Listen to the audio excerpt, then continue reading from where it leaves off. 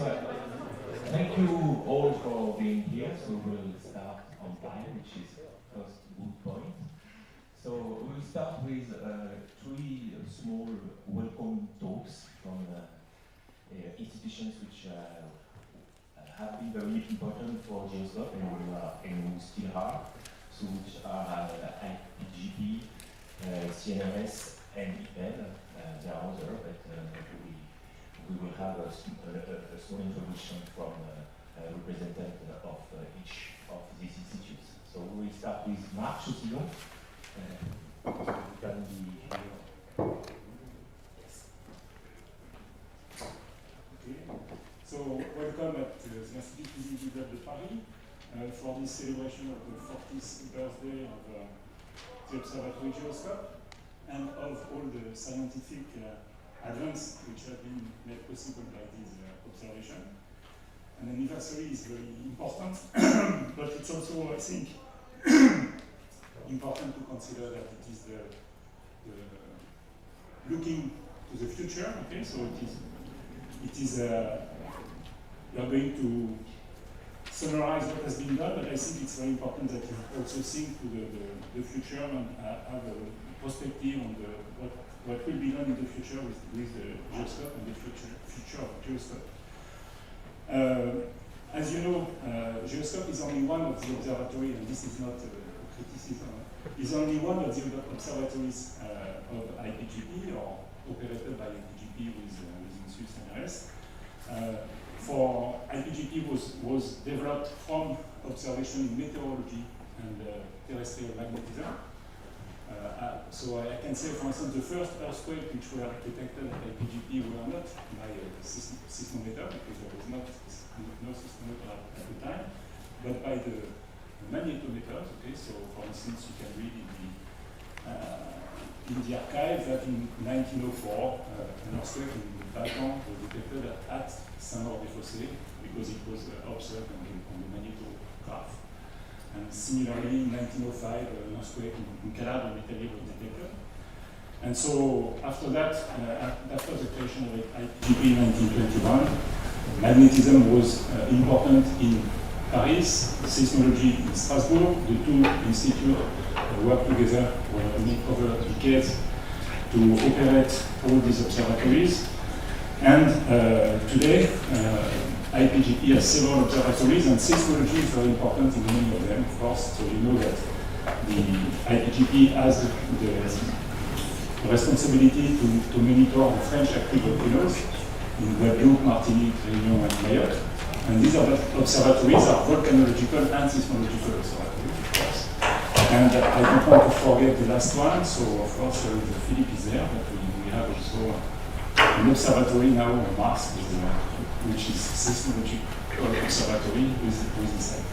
So I don't want to say anything more. The history of Geoscope will be explained in detail by Barbara just after me. And so have a nice meeting for these 40 years of Geoscope.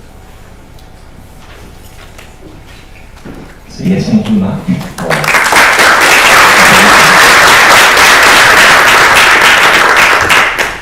And we will now move to Guillot from CNRS Institute. Dear colleagues, what could be better than a global seismic network to monitor, record, and image the internal dynamics of the Earth? How could we still do without a global seismological network that is more and more efficient to image more and more precisely with a higher resolution the variation of speed, waves from the crust to the core, to be able to locate more and more precisely, quickly and precisely the biggest earthquake and to estimate the magnitude. I don't know if it is you, Barbara, I don't know who is, yeah, she's here, who chose this name, Geoscope, but in any case, this name was well chosen for this one of the oldest seismological networks in the world to monitor the Earth. 2 stations 40 years ago, and now 33 stations. Thanks also to Jean-Paul Montagnier, Eleanor Stutzman, Geneviève Roult, and now to Martin Vallée for having developed and maintained this network, and of course with the technical staff. The observation of the Earth system is a strong link between IPGP, EOS, IPEV, and INSU, And as such, the CNRS INSU is very proud to contribute to the functioning of this network. And welcome to Celeste Brook, I don't know who is she, just recently required on the position of engineer. Geoscope joined the RECIF research infrastructure a few years ago, and for me it's a great satisfaction that the French seismological community form a real network for collaboration and talk as interact as a green function. I wish you a good workshop. The program is very attractive, having a very fruitful discussion. Thank you.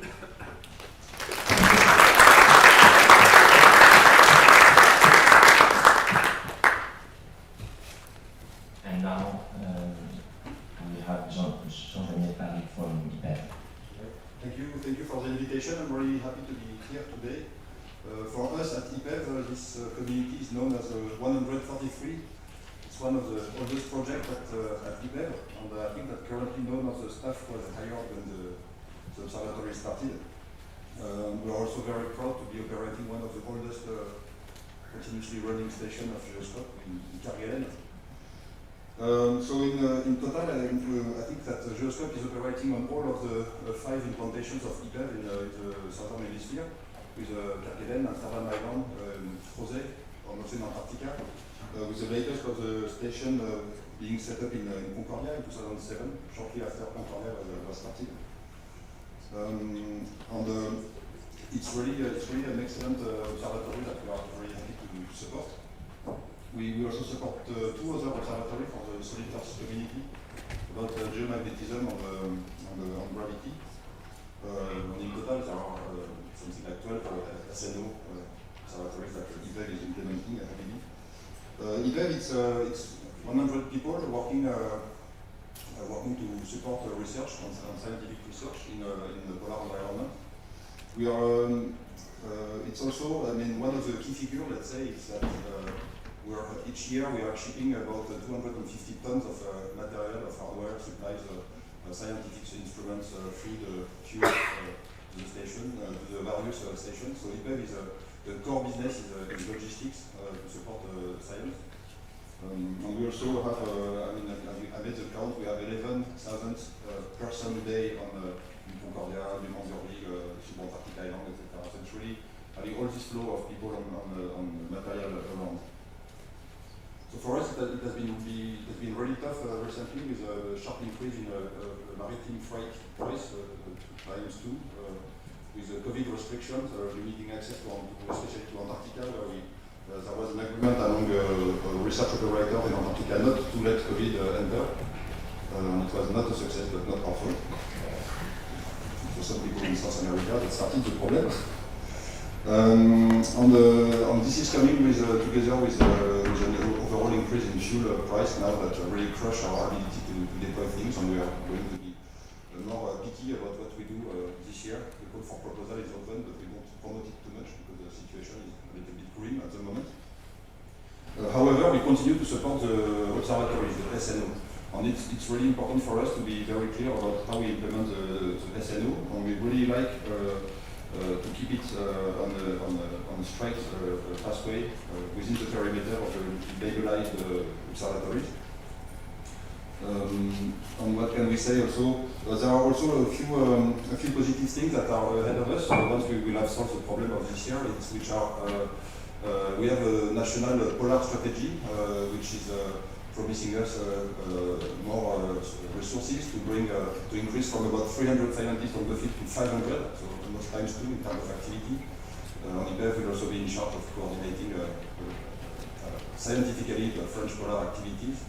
I hope this will lead to better and increased science and continued support for long-term observatories, which are really something that makes us proud of making our job. Thank you.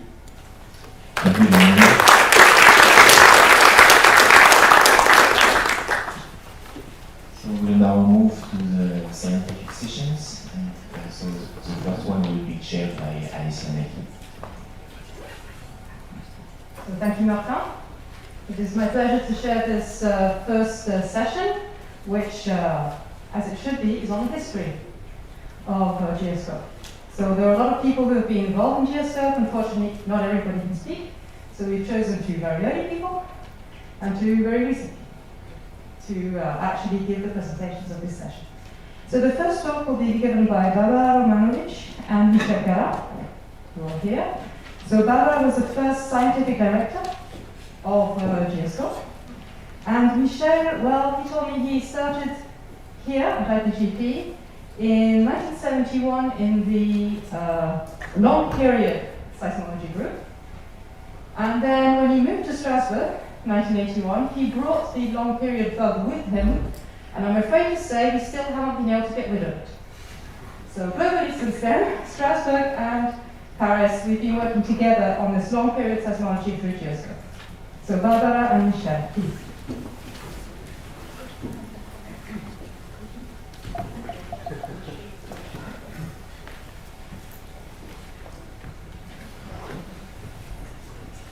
So I will let Michel, good morning everybody, we'll let Michel speak first, but I just wanted to say 30 seconds. COVID is increasing, we have lots of masks, and I encourage you to wear masks, that's all. Yeah, thank you, Barbara, for introducing me.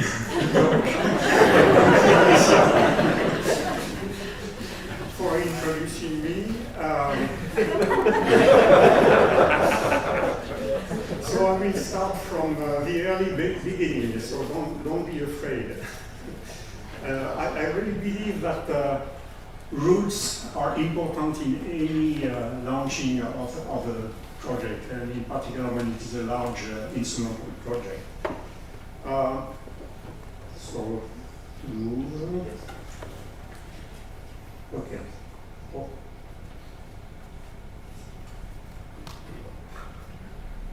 Does it work? Yeah. Okay, so from the early beginning, I'd like to tell you that at IPGP, a very long time ago, there were a very small group of seismologists. Two key figures of this early group was Pierre-Antoine Blum, who was developing some instrument. It was fused silica tick meters, we call horizontal pendulum. They were excellent for recording long period horizontal motion. And Nelly and Georges Jobert, who were, Nelly was more a physician and Georges Jobert was more a mathematician. And they made the theory for explaining what they recorded with these early instruments. I think this is really the start. I just put here two references of 1958, which are probably not known, showing both the instrumental approach this small group had and theoretical interpretation. Nelly Jobert was working on real principles of some early way of interpreting the data by making some computation with the computer which existed at that time. And an important person was Jean Coulon. Jean Coulon was director of the Institut Physique du Globe de Paris. He had been director of the Institut Physique du Globe and Meteorology in Algiers before the Second World War. And this explained that there were really roots in this IPGP at that time for launching a project in seismology. So we very rapidly, so I was there at the end of the 70s, to understand that there were no future for Bloom tilt meters in seismology. One of the problems was that there were no way to calibrate them. Each instrument was different in terms of instrumental characteristics. And there were no vertical records with fused silica instrument.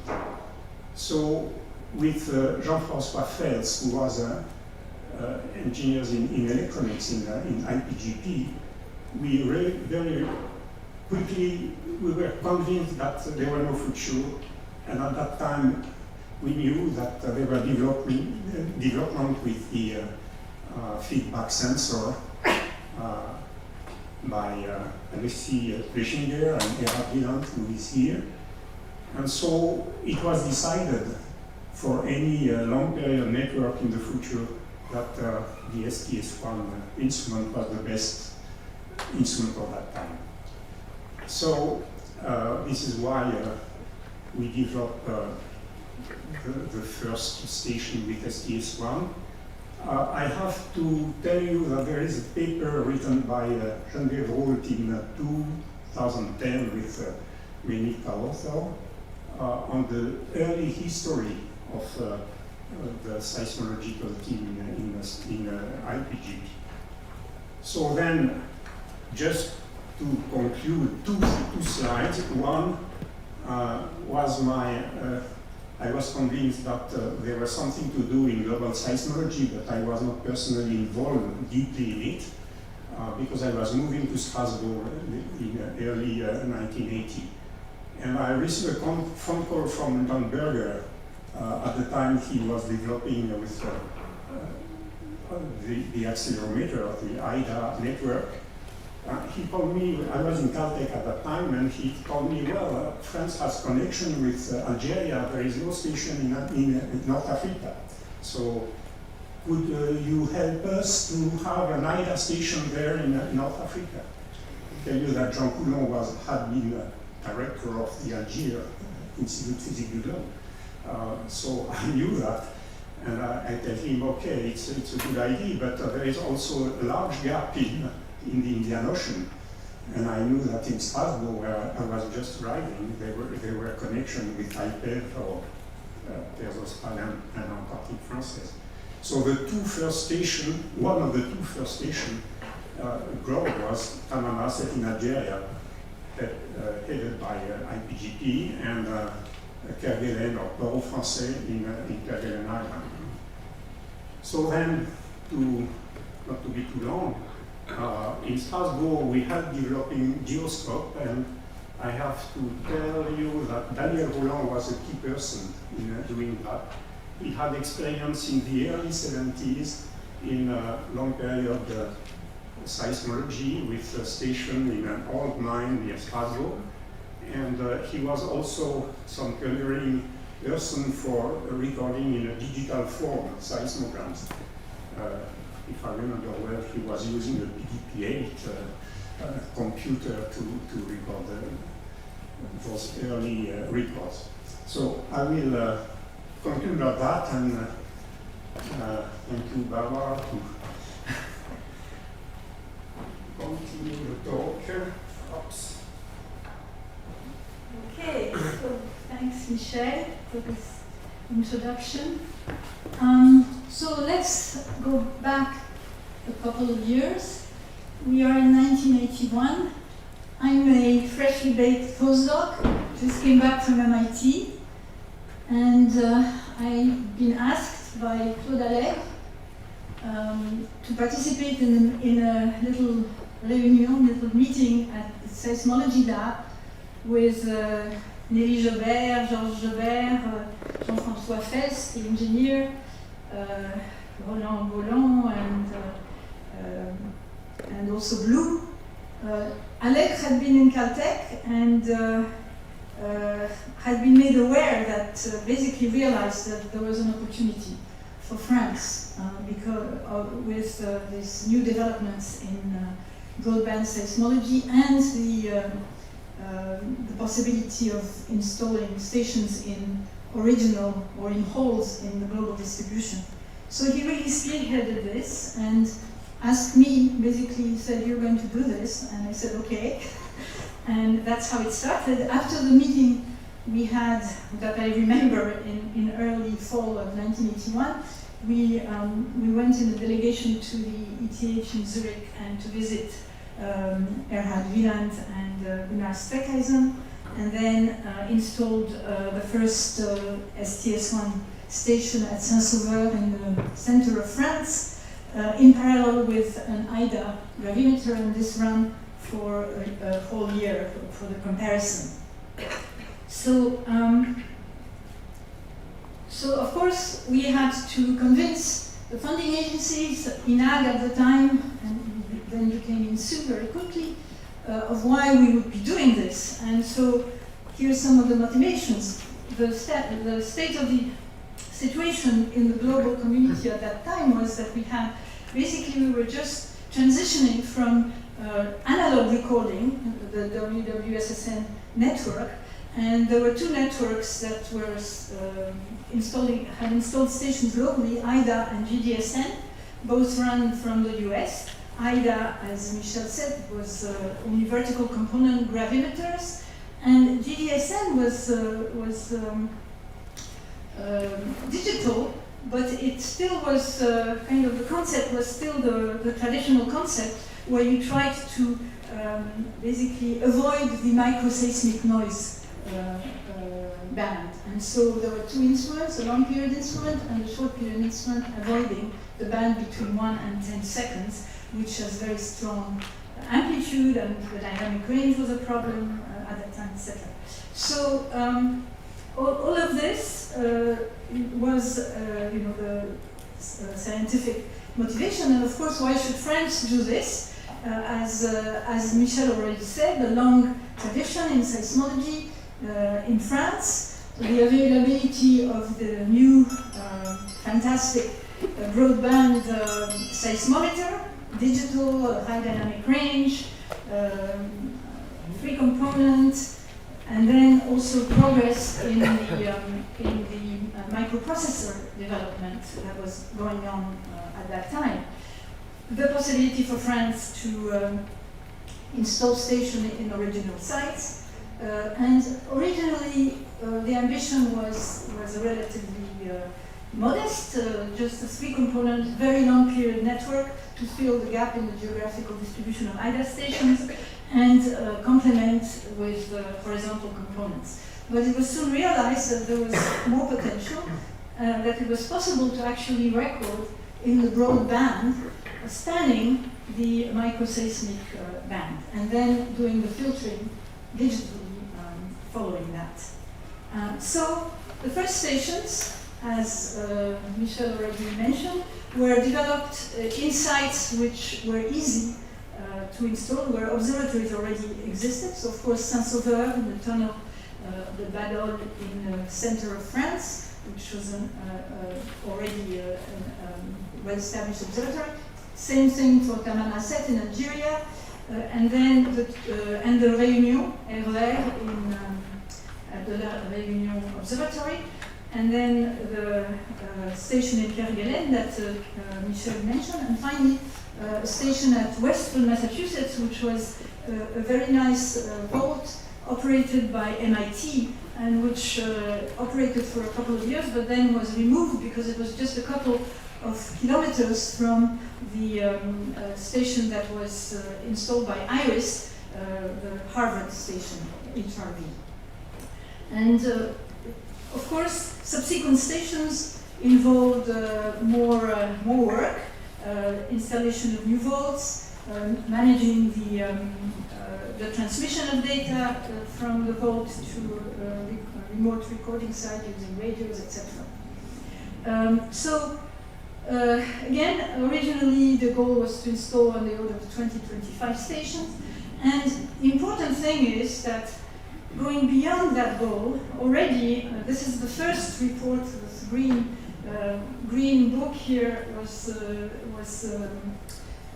published in 1984, and already then we had this sort of understanding that this network could not happen if it wasn't through a lot of cooperations with different institutions in the localities where we would install these stations. And as you can see here, we wrote a paper for EOS where you see the older actors here, Michel, myself, Jean-François Fels, who was the engineer in Paris at that time, and Daniel Roland in Strasbourg.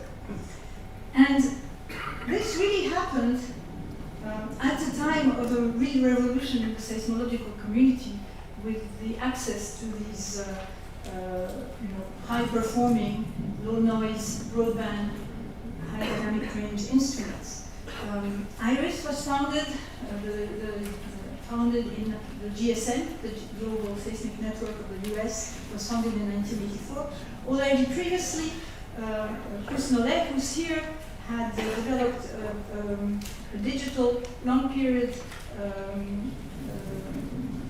array across Europe, NARS, and the community started being organized. The Federation of the Digital Seismic Network was founded in 1986. I'll talk about it a little bit and we'll have a presentation later. There was also an attempt to get organized in Europe with the founding of Orpheus and an associated European data center. So just a word about the FDSN, which was an important step in the cooperation and in the development of the global seismological kind of collaborations and network, global and regional broadband network. It involved the original, the first meeting, which was organized in Karlsruhe in 1986. I put here the list of people that participated. Some of them are here in the room. And basically, the statement of purpose is really important for the Federation. It was adopted unanimously and with great enthusiasm by the participants, that the realization that we needed to develop common minimum standards for seismographs, for the broadband seismographs that were being more and more installed, that there needed to be the standards for the quality control and the procedures for archiving and exchange of data among the different networks operated by different national entities, and coordinating the siting so that we would not have stations on top of each other. An important part was the data collection, and in there the IRIS GSN played, and the IRIS organization played an important role, as Tim Avon will describe later. So in 1989, Geoscope is right in the middle of that, is a part of the Federation, it's a founding member, and it is basically following the guidelines of the FDSN. In 1988, we adopted the SEED format, which is still, I guess, the international data exchange format in our community. And by October 1989, we had all these, I guess, 20-some stations installed in these original sites, and some of them in collaboration with other networks. And here is from Geneviève Roth's article in 2010, the progression from, for the first 2 decades, and in particular, on the right, you can see that by then, the data were transmitted digitally also from the stations in real time. So this brings me to spend a little bit of time on the Geoscope timeline from the technical point of view, because this whole revolution in seismology also sort of piggybacked on the technological revolution. So at the beginning, we were recording the very long period channel and the broadband channel trigger, because we didn't have enough capacity on the tapes that we were recording in, which were basically 2 megabytes, so it contained 1 week of data. Another important aspect was the timing.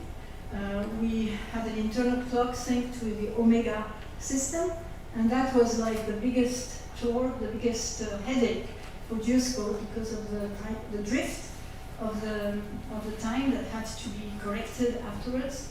And the data distribution was at first on 9-track tapes upon request. Okay. This was quite heavy. And then later in the late 1980s, we adopted a seed format. The STSL1 was upgraded to its VDB version. Just Steim will talk about it. We were able to start continuously recording at 20 samples per second because the capacity of the digital recorders was improved. One original aspect was the introduction, and for this Jean-François Karczewski, who unfortunately is not present here because he has COVID, we're very disappointed. He introduced this Minitel, which is a French original system that allowed near real-time telemetry. We downloaded data for 1 hour after large earthquakes through telephone dial-up, and at the same time introducing the possibility of getting state of health data through the Argus satellite system. So just a very few bits of data. And our data center became a fully fledged data center with a Sun Unix system and the first jukebox for archiving the data. The data started being distributed at CD-ROMs, and I should say also that this time period also corresponded to sort of enlarging the vision to trying to install stations on the oceans with the OFM experiments, and also the first meeting at CNES to think about the seismometer on Mars, which was finally installed recently thanks to the InSight program. In the 1990s, an important aspect was that Geoscope started recording multi-parameter. That is not only seismic data, but also pressure and temperature.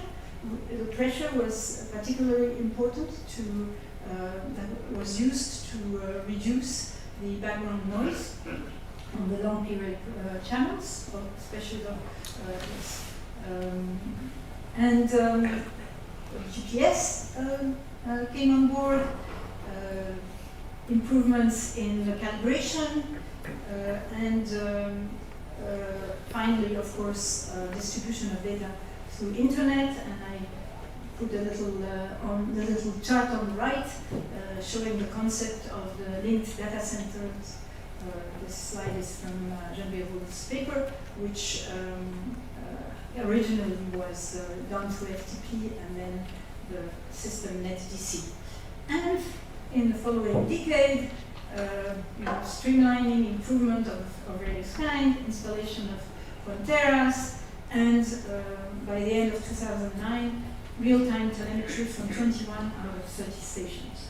So this is sort of a cartoon, again from Geneviève's paper, showing sort of a typical Geoscope stations around the year 2010, with its real-time telemetry, automatic controls. Lightning protection is even on this slide, very important part of the local observatories. And finally, just to mention briefly, Jean-Paul will give a whole talk about ocean bottom, but this OFM observatory I wanted to mention was it lasted only 1 week, but it involved ocean bottom and downhole broadband seismometer, and was followed by other projects, collaboration here with California, ocean bottom seismometer, and also wanted to mention the extension to work on Mars, which was a long and very challenging journey, but finally very successful by Philippe Vermeulen. And so I will finish here, and I just want to kind of quote what Stéphane Guillot said at the beginning, is that this is 40 years, we're very happy to be here and very kind of proud that this network has flourished over the 40 years, but as Stéphane said, we still need a global network. Seismology really it is the basis, the sort of the reference that needs to be continued in the future, and I hope we have some discussions on that later. Thank you.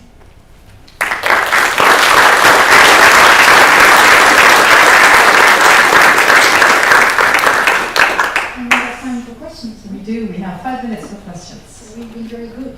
Perfect timing. Who would like to ask the first question? No? If not, I have one. What was your biggest challenge if you had to choose? The biggest challenge? Well, for the sake of not being very diplomatic, I would say the biggest challenge in the 1980s was the growing Irish presence, and we had to spend a lot of time reminding our US colleagues that we existed, and and basically fight for the international collaboration. I think that was the biggest challenge, but it worked. It certainly did. Michelle, do you have a biggest challenge?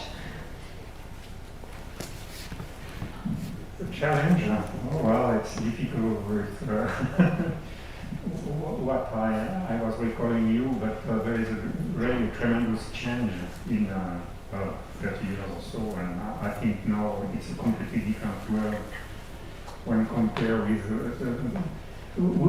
we try to use very few seismograms with some quality in our research just to find the maximum of information we could go from one seismogram, but I think now we are in a completely different world. There are plenty of seismographs.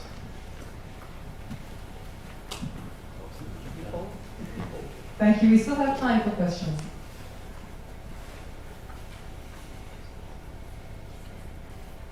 Really? No, for sure. Everybody had already read Genevieve's paper, you already knew everything about the history of Geoscope. Okay, well, that'll give a few more minutes to our next speakers. So now we go on to Geoscope Today, and this will be presented by 2 directors of Geoscope Today, Martin Vallée in Paris and Dimitri Zigone in Strasbourg. So they took over respectively in 2015 and 16 from Eleanor Stutzman in Paris and from me in Strasbourg. So when you're ready, you'll have a couple of extra minutes. Who's starting? It's Martin is starting. Okay, so thank you all for being here. We are very happy that the room is quite full for this birthday of Geoscope. So we will present both Dimitri and myself, so Geoscope today, how it is today, and in name of course, the full Geoscope team. So if we, and I thank you also, Barbara and Michel, for all the first decades that they well described in their talks. So if we directly move to now, so this is the map of the global seismic networks. So the 3 main ones are represented here. So in blue you have Geoscope, in orange Leroy, and in green GSM.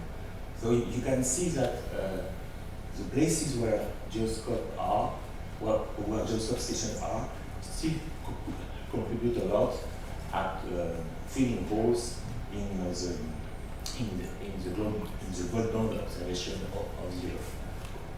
So there are a number of stations from GSM, of course, which is the main contributor to the global observations. Important number of Geoscope stations, more focused in some area of Geoscope station, more focused in some area, and Geoscope with this number a bit over above 30 stations, well distributed all around the Earth, and in particular in the southern hemisphere. So I explain also a bit how we are organized now. Okay, so I was just saying that we depend a lot, I think it's important to mention it, on the local partners, and I hope that a lot of them can follow online. So the reason why it was good is that we try to find a solution to the problem.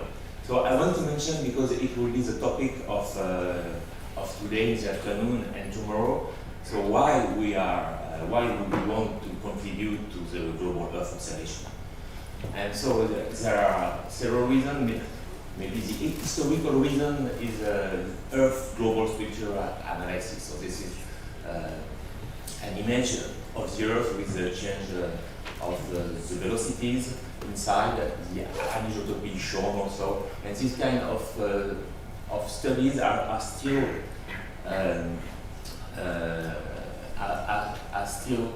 a big number of the data of the studies which are using the Geoscope data.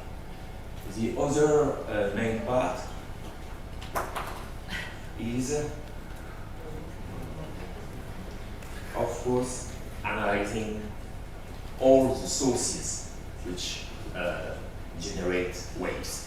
So this can be, of course, earthquakes. So this is an image from the Cara station just after the Sumatra earthquake. So you can see all the gravest normal modes. This is an example of a volcano, of sources from volcanoes. So the recent 2022 Unga Tonga eruption, for which we will have several talks tomorrow. And this is sources from oceans, which always generate the vibrations of the Earth.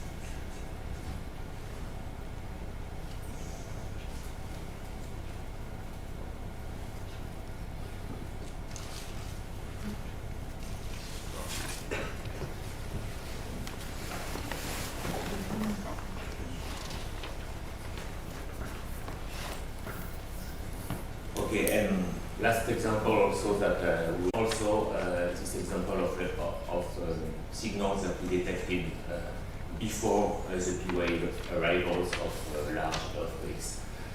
So due to the changes of gravity induced by that earthquake. So let's now move to the state of the network in 2022. So there are 33 stations in 18 countries. They are all transmitting their data in real time. So it's now about 10 years that all the stations are transmitting their data in real time. And here is the administration of what we want to have as a Geoscope station in terms of seismic noise. So we want to be as low as possible. It means as close from the curve in the bottom. So you can see that it is just not all the network, but 15 stations that in most cases were able to do so. And it's thanks to this quality that we can, of course, reach the scientific objective that I was mentioning before. In terms of instrumentation, most stations are still equipped with STS1 sensors, and sometimes with a secondary sensor. So you can see here, but will be shown much better by Wielandt. So the sensor STS1 and places where they are installed. And in the recent time, we are installing, because STS1 are not built anymore, we are still installing new generation very redundant sensors. And also, we are also installing stations in boreholes.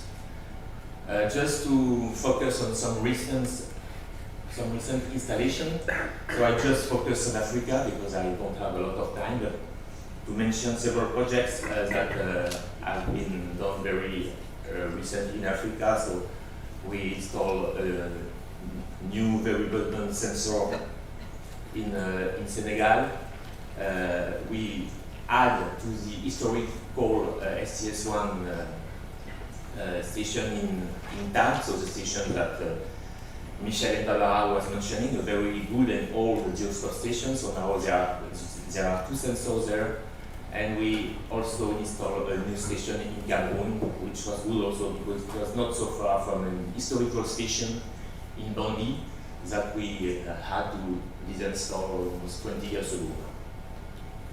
So it was a quick focus on stations in Africa. Now we'll move to stations in the post-war areas, and Dimitri will explain that. Okay, thanks, Martin. So I'm going to talk about the stations that we're managing in Strasbourg and operating. And so those stations has the particularity to be installed in very remote places in the subantarctic and Antarctic regions.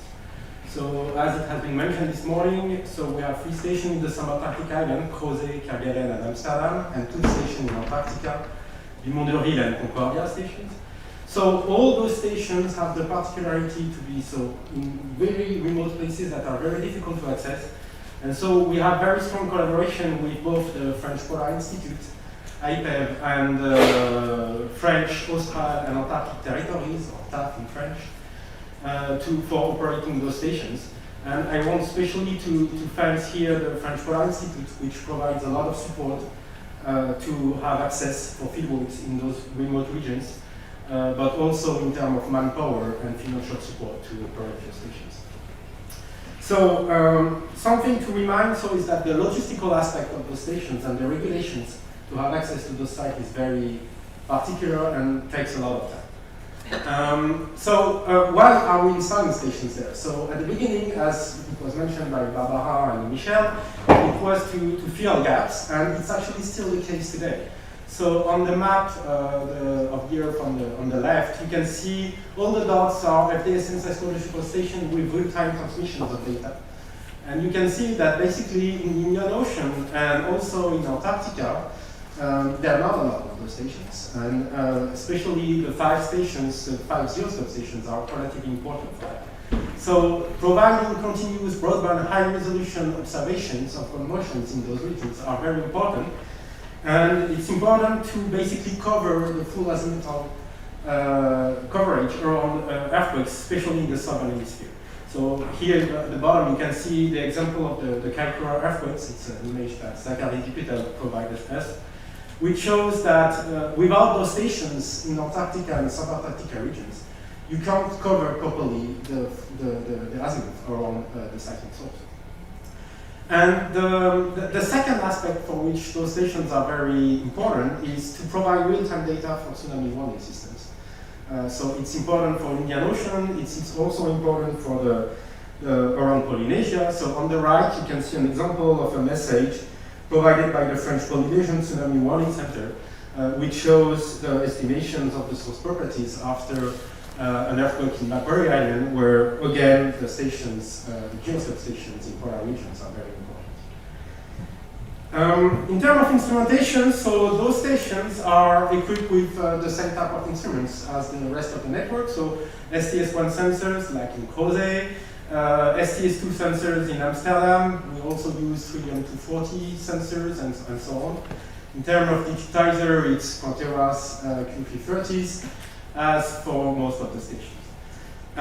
Those stations are transmitting now the data in real time since the beginning of the 2010s. It's actually a huge challenge because the internet connection in those sites have to go through satellite, which was very expensive until recently. Actually, it's still very expensive. And all the data validation is done by our team in Strasbourg.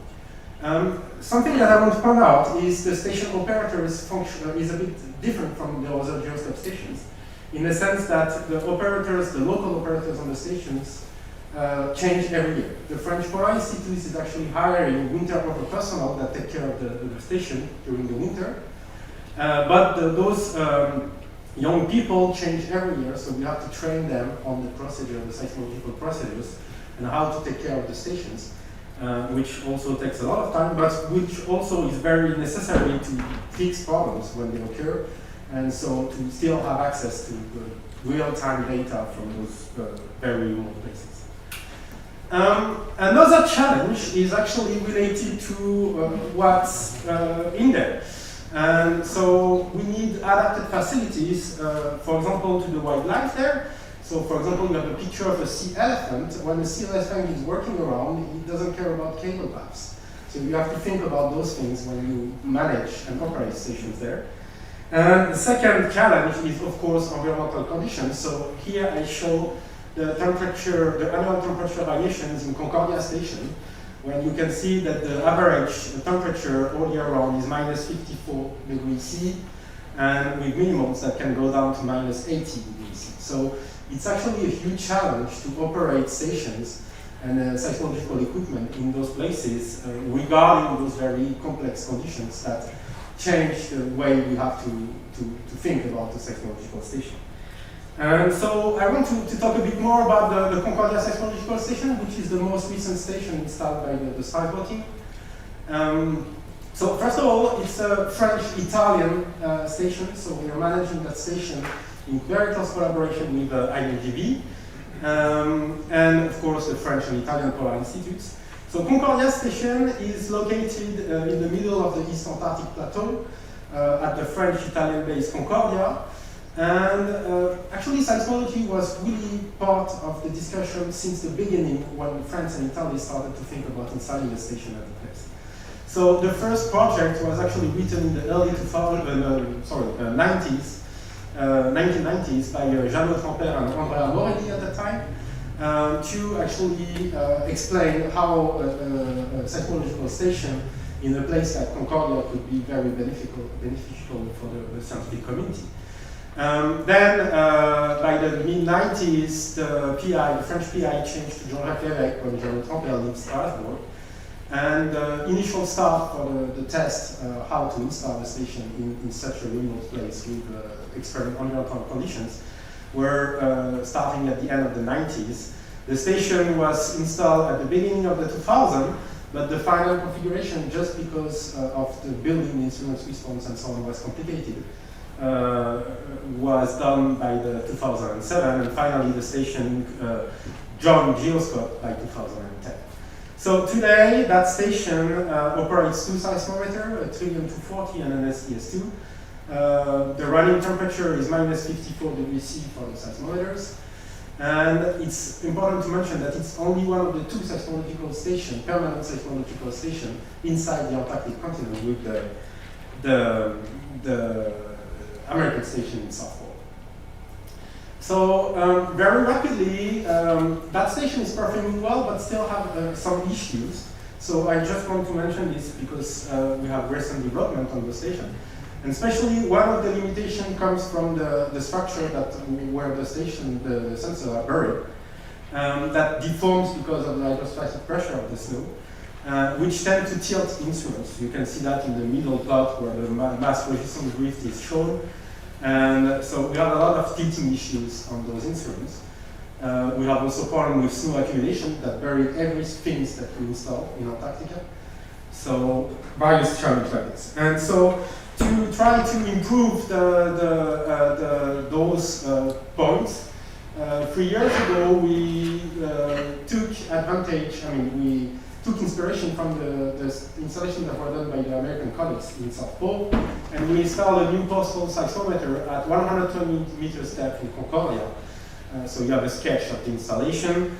And so I'm not going to enter into much detail because Maxime Bès de Berc may talk a bit more about that later on today. But basically we were able to gain 20 dB at high frequencies, around 5 Hertz. With now a noise level that is below the LNMN, the low noise model, like for the American station in South Pole. And we also gain almost 20 to 25 dB on the horizontal component at 100 seconds of period. So in general, we have very good data now from that new postal sensor that are very, very stable compared to the previous installation. So in general, the seismological observatories in subantarctic and Antarctic regions provide long-time records that are essential for the source properties of objects, especially in the southern hemisphere. They provide also very valuable data in real time for the tsunami warning system. And so, of course, the data are used, like Martin mentioned, for imaging the Earth to characterize source of the earthquakes. But more and more, for also our environmental studies. So we'll see probably some talks this afternoon and tomorrow about these new environmental studies using broadband seismic networks worldwide in the next few days. And finally, I want to mention that of course operating stations can't be done alone, so we have a full team in Strasbourg doing that, and I want to thank them for all the work.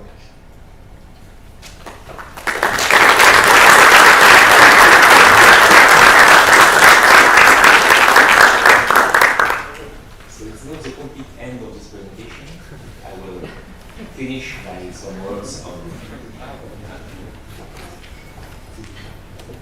the data and the way we use the data from Geoscope, also inside the observatory.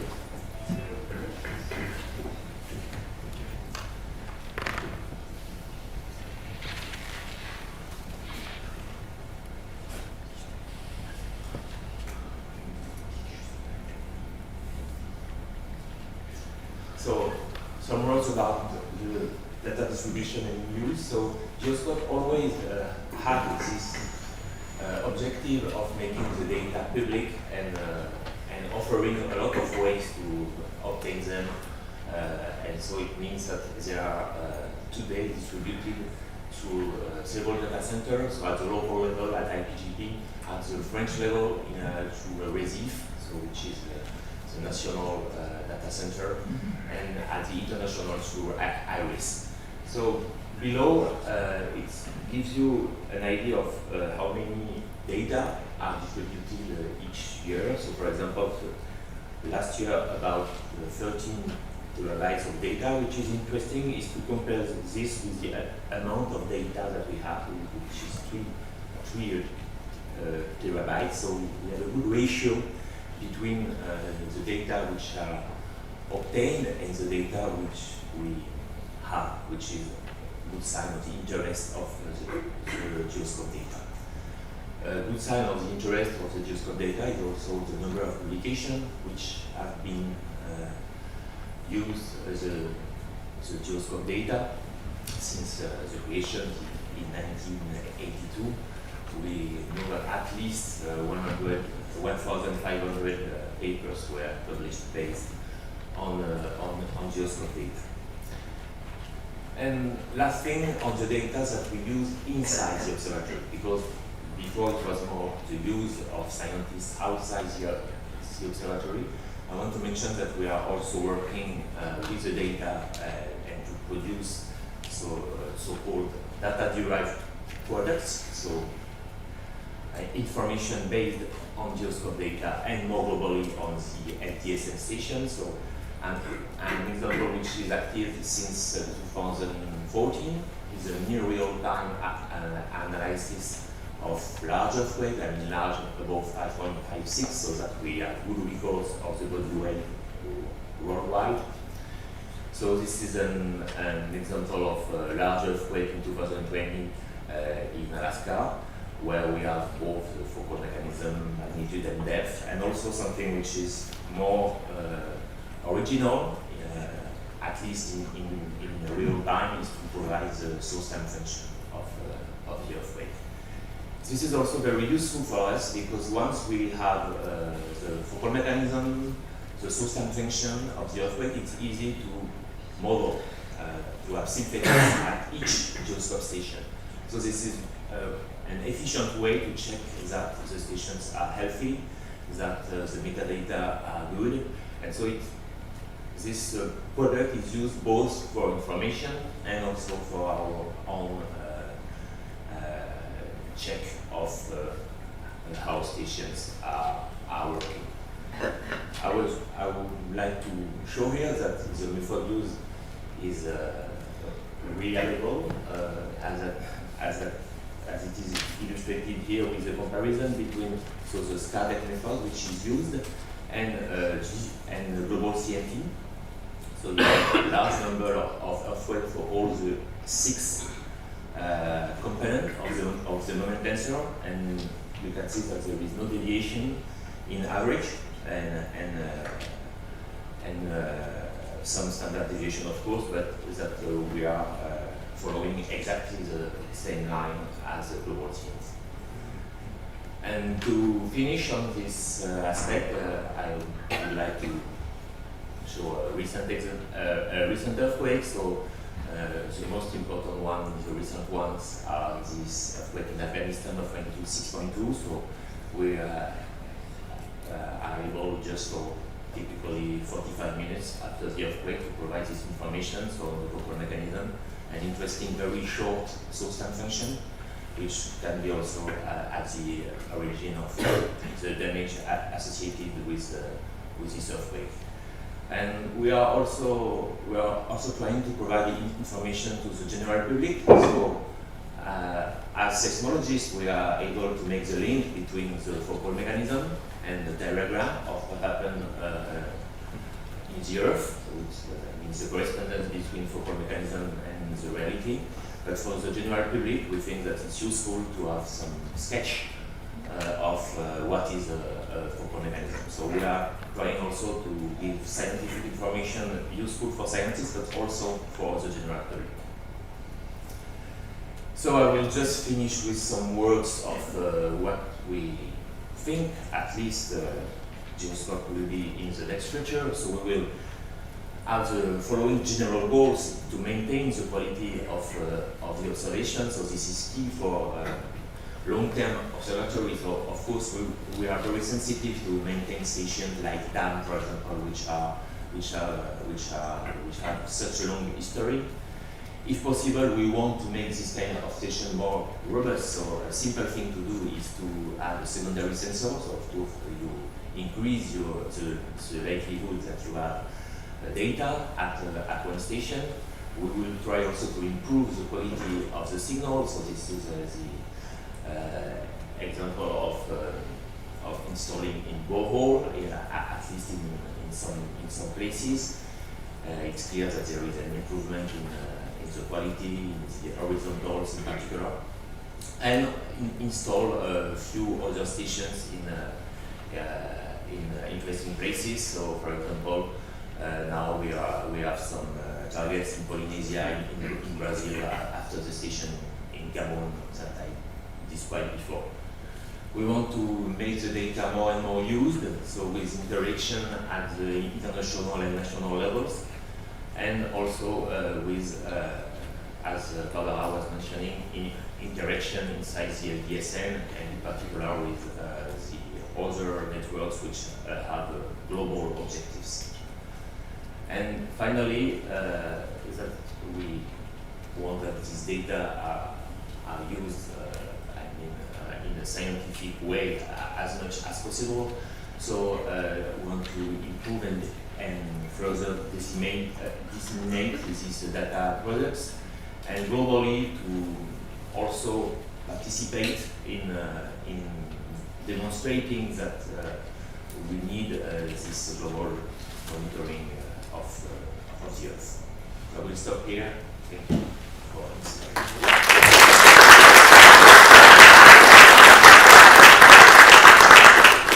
So thank you, Dimitri and Martin. We have some time for questions, and there are 2 microphones, so we can get to you wherever you are.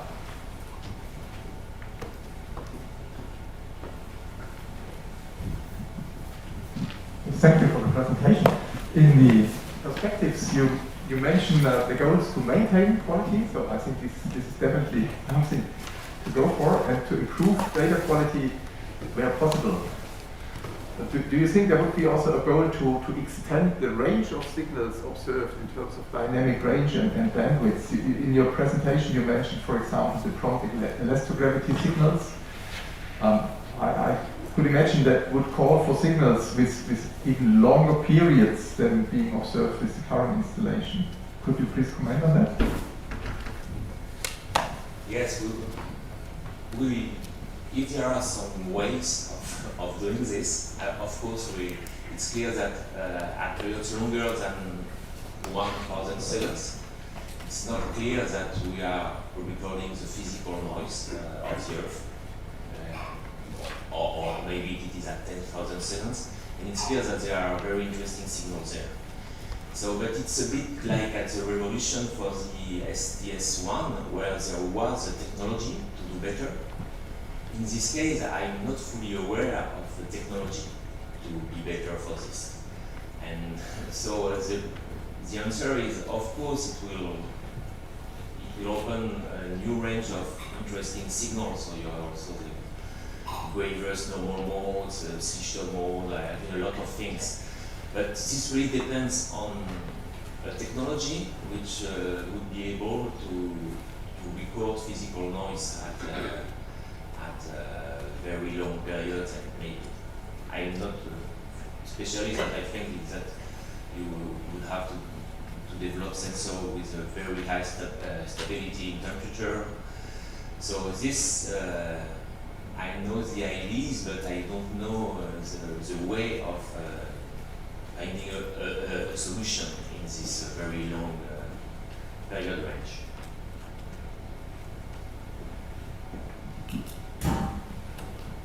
So, thank you. I'm also going to ask about the noise, and you allude to that in the end. You showed the vertical noise curves. Can you comment a bit what the horizontal quality is like? You mean for the CCD station, or just generally for a network? Yes. So I did not have the place to show all the components for all the stations. So of course, as usual, the horizontals are more noisy. I think it's exceptional to have the same noise level for horizontal and vertical, and it really depends on the station. So we have some very good horizontals, but very good horizontal often mean anyway 20 dB above the vertical signals. So it's only in places where you are in very deep boreholes that you can make these differences between vertical and horizontal very small. And at the present time, so there is only in Geoscope this CCD station in Concordia, which is at a very large depth. So we do not have so many places where we could make these differences between vertical and horizontal very small. But the general idea is maybe 20 dB of difference. Okay, so thank you. There is one more question, but if you want to respect the timing, you tell me. Can we take one more question? One more question. So. Thank you. It's probably a short one. It's related to this last slide. It is often easier to start a project, even a large one, than to keep it running for 40 years. So I really congratulate with all of you for having achieved this. But my question is, do you find any troubles in convincing funding agencies that you actually need to keep the project running and to keep improving it? Thank you. What do you think I will answer this question? Of course, yes, it's a difficulty of these global networks, not only us, I mean other global networks, is that normally the projects like to hear that there will be a new thing, and the reason for maintaining is to observe something new. And in this case, we are maintaining mostly because we know that it is useful, that we need to have more and more data to go further. And this is not the best reason, in particular, I think, in the times we are now, to get money for the future.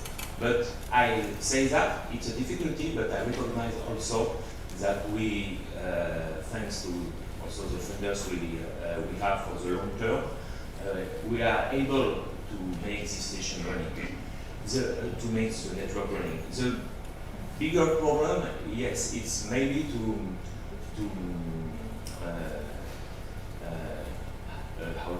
convince also sometimes the community that it is not all science, that there is still a lot to do with these global networks.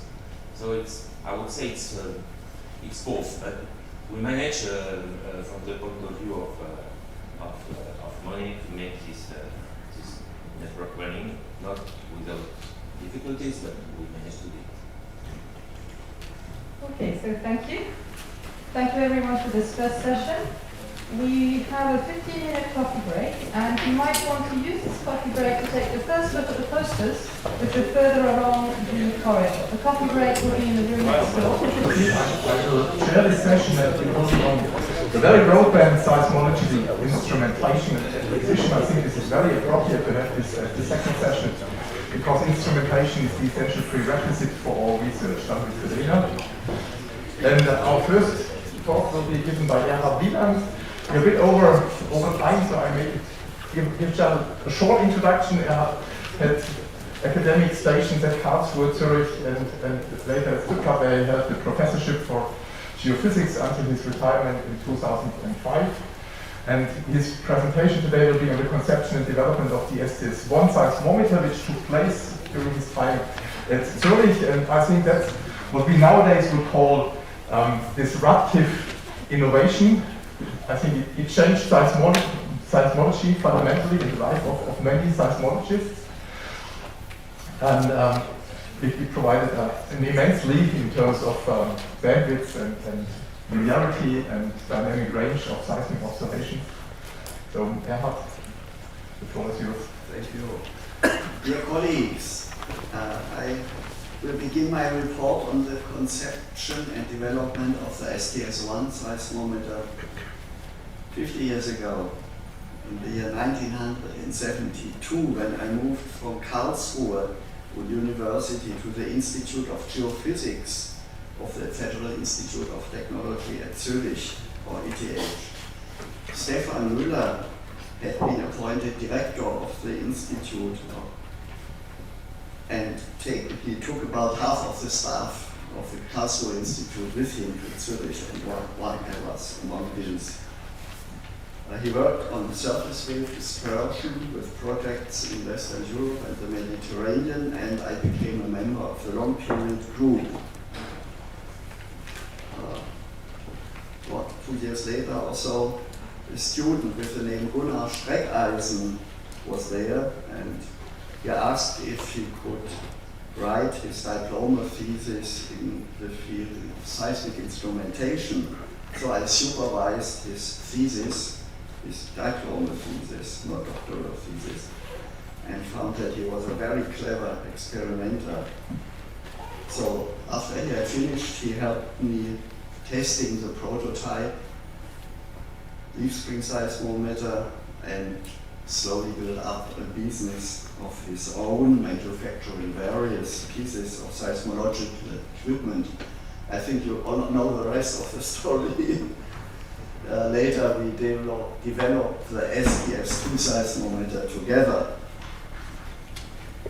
Okay, what was the state of art in 1972? The standard instrument for long period recording was the electrodynamic or electromagnetic seismograph invented by Galitzin in 1904. A very clever design. It eliminated the friction that was always present in mechanical seismographs. And the energy to move the galvanometer mirror is extracted from the seismic ground motion. That requires a certain size of the seismic mass, so these instruments could not be built smaller without losing gain. In 1934, Lacoste invented a spring geometry with a theoretically infinite free period. You all know about this. And well, that was then the state of the art when the worldwide standardized seismograph network was built up from 1962 on. And well, most of you will have seen these instruments. On the left with the long period seismometers, with the galvanometers and photographic recording drum. On the right side, the short period seismometers. So this is the classical electromagnetic long period seismograph with Sprengletter well known. Its performance was severely limited both by photographic recording and by insufficient shielding. So that became clear very soon that you could not shield these instruments against barometric pressure well enough. Now, what can we do to be able to record smaller seismic signals? We have to shield the sensor. The sensor has to be smaller, and this requires electronic sensing and amplification. And we can reduce the bandwidth, but then the question is before or after playing back the records. If you have only visual recording, you have to do the filtering before the recording, and then you are no longer flexible with the response. After playback was a problem because the recording technology was not available to do that. So up to 1972 there were several attempts to improve one or the other aspect of the seismographs. So just an arbitrary selection in 1963 at Celtic they had a digital seismograph whose specifications were very similar to what was later realized in the Grafenberg array. An unfiltered broadband record up to 20 seconds. But they could not maintain it for a long time because the digital technology wasn't really practical. In 1966, Block and Moore had a Lacoste Bombard gravimeter with electrostatic sensing that had a very good sensitivity at very long periods and became the prototype of the sensor of the IDA network. Then in 1972 there were a few high gain long period seismographs where the big Sprengletter seismometers were enclosed in a huge pressure tank, and that really reduced the noise level, but the response was shaped for detection, so they were scientifically not terribly useful, I think. And the most interesting attempt was made by Axel Pleschinger in Prague around 1970. He equipped a Kilnos long period seismometer with phototube amplifier and feedback and got a flat response to velocity from 0.3 seconds to 300 seconds, which is very close to what we call VBB today. But he had to use tape recording with frequency modulation, and that limited the performance very strongly. Still, if you look at these attempts, you see all essential ideas were there, all good ideas were there, but we still didn't have a small, compact, multi-purpose mechanical receiver that could easily be shielded, and we didn't have a practical and affordable solution for recording, transmitting, playing back, and filtering broadband signals. So you see already the first point that was solved around 1976. The second problem had to wait 10 more years for suitable equipment, recording equipment to become available, and for Joe Steim to look into the matter. So these are two conditions for the final solution. Okay.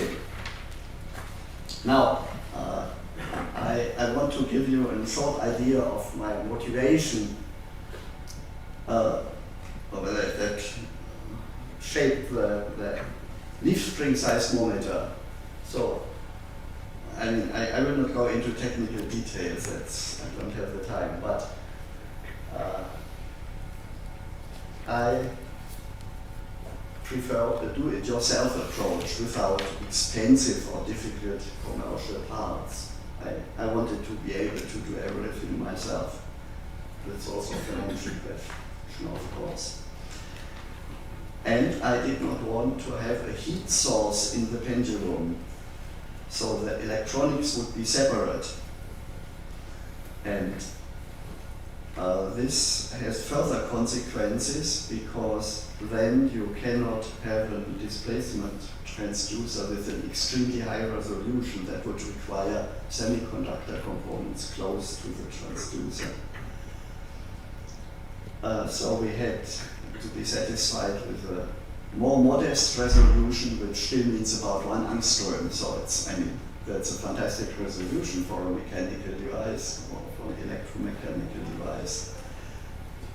So diameter of 1 atom is about 1 angstrom. So the transducer and that instrument can resolve that, but you can rather easily nowadays achieve a resolution in the sub-picometer range. Most modern seismometers have that.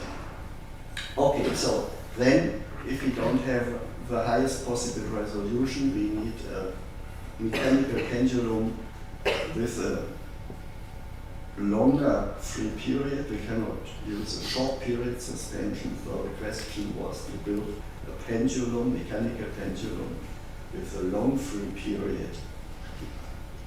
And the standard solution is, of course, the Lacoste geometry, but the pre-stressed spring that is required for that is difficult to make. And so I looked for a solution with a leaf spring that would simply be a flat sheet, a rectangular sheet of some spring metal that would then be bent and screwed into the seismometer. And by numerical simulation, I found that you can actually build long period suspensions with, as Lacoste would have said, theoretically infinite free period if the geometry is right. And you see on the left here the spring geometry of the prototype leaf spring seismometer, and later we preferred another one where the spring was shorter, that was then used in the commercial instrument, the STS-1. Okay, then the main problem, of course, always is shielding, and we decided to put this new pendulum.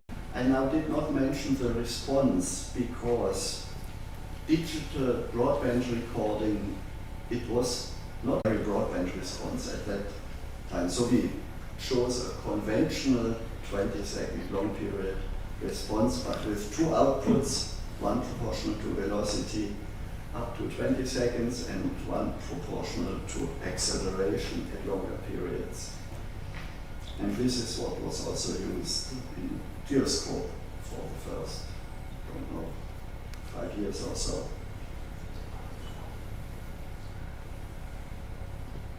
Okay, a few words about administrative aspects of the project. And normally you have to apply, if you want to develop a new instrument, you have to apply for funding, you have to write reports, you have to possibly handle people and so on. But what you see here is all. That never was a project. That was my hobby in the institute. It was part of my normal work, and the expenses were very small, not counting my salary, and covered from the annual budget of the institute. And I'm very grateful to Stefan Müller that he allowed me to do that. I mean, he tolerated my hobby for 2 years or so, and the outcome was, of course, uncertain.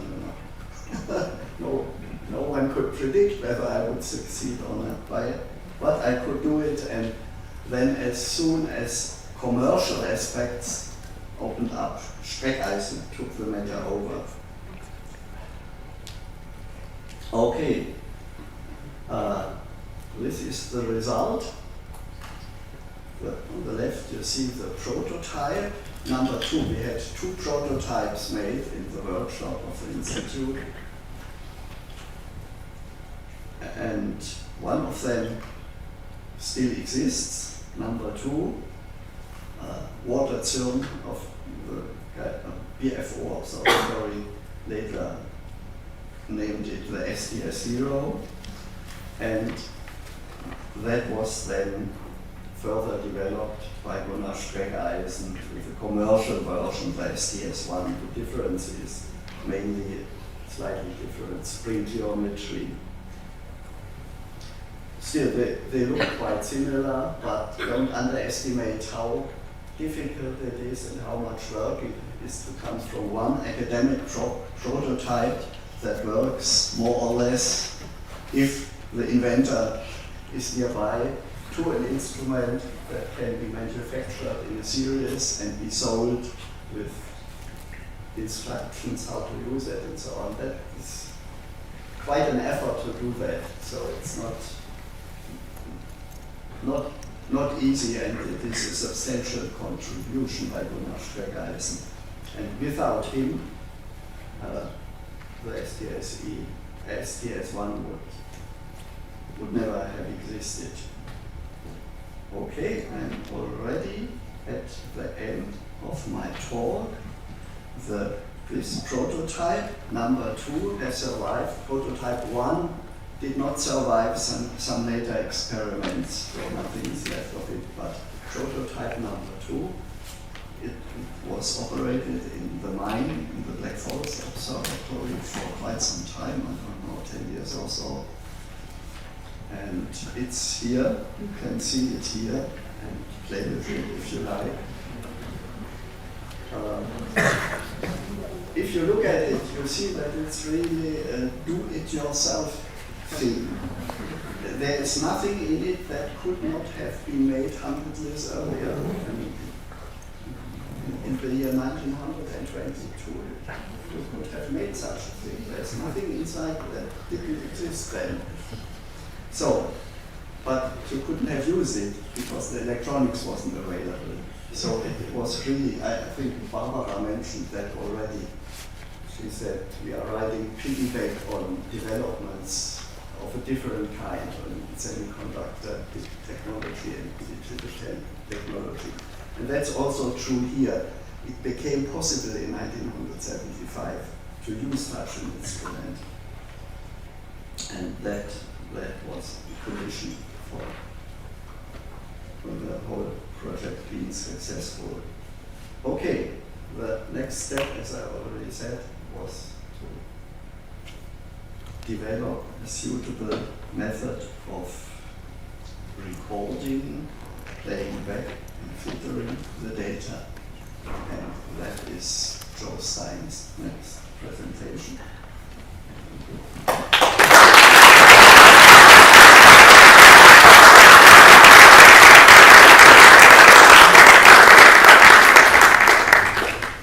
Thank you, Leroy. Are there questions?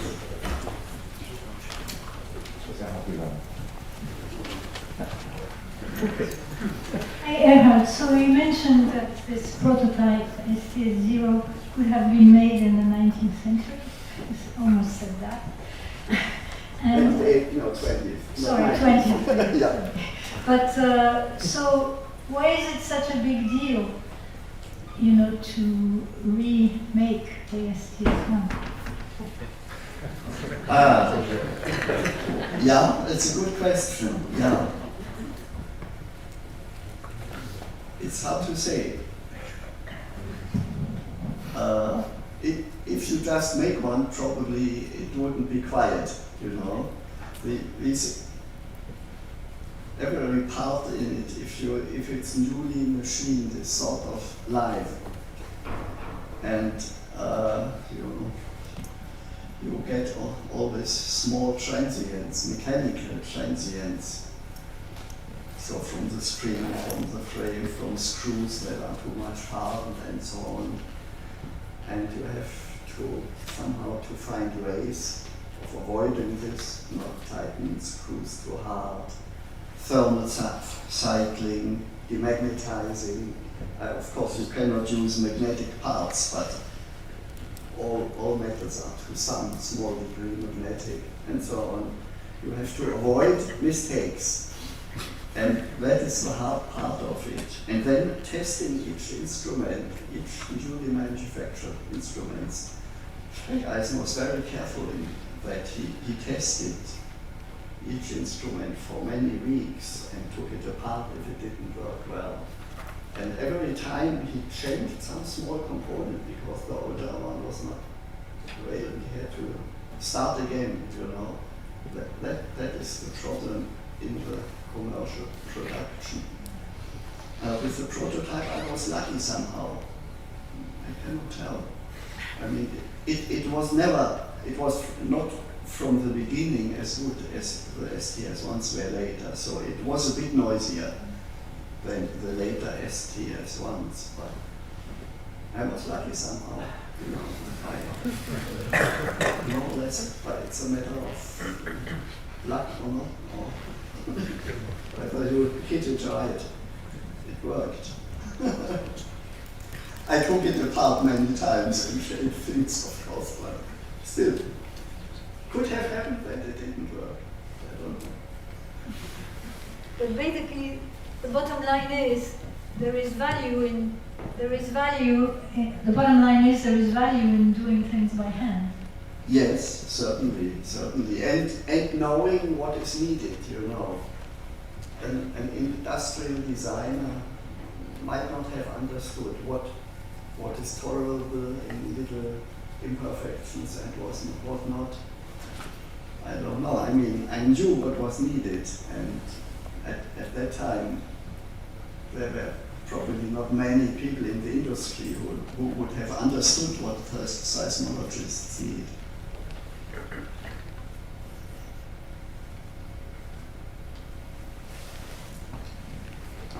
Further questions?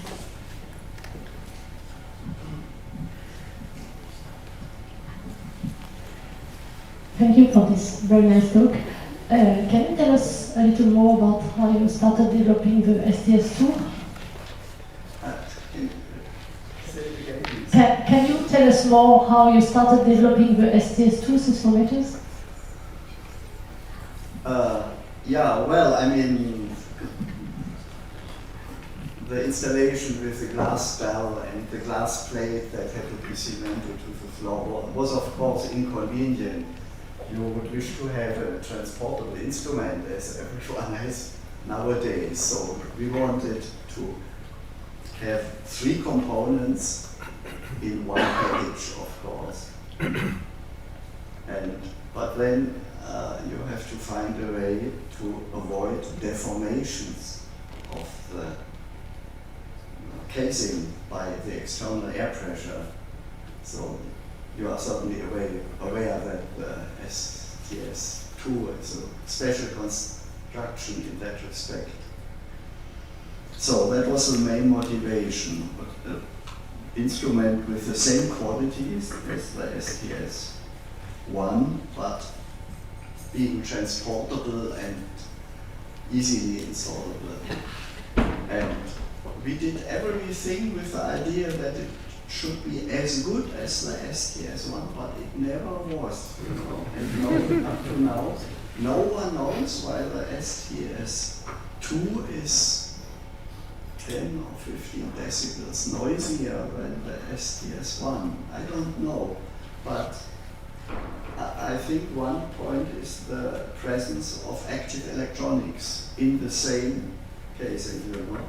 And electronics produces heat, and that changes the density of the air, and there's maybe outgassing if there's a strong signal, you know, the power consumption increases, and these effects have been observed, you know, that after large signals there's a certain slow thermal drift in the STS2. It was traced to some not very well specified component that got hot when there was a strong signal. But, well, and of course the STS2 doesn't have the magnetic shielding. That also makes a difference. and it's not evacuated, where there is no air convection. That is very simple. And the density changes are also much smaller. I mean, it's not a perfect vacuum, it's just a reduced pressure, but that helps. So there are many small things probably that are more difficult to do right in compact instruments where all electronics is inside. But I don't really know the complete explanation. And yeah, you asked, well, that was our motivation. And then another point was that the German regional seismic array was under construction, and they wanted to use the STS-1, but the high frequency response was unsatisfactory for that purpose. So we tried to build an instrument that had a better response at short seismic periods. And it just, when STS-2 came just in time for the German regional seismic network. So that, of course, helps when the manufacturer sees that he can get he can sell a dozen instruments at once in the beginning. That helps very much to speed up the development. So, does that answer the question? Yeah. Thank you. There's no further question. I say thank you again, Gerhard, for this first time.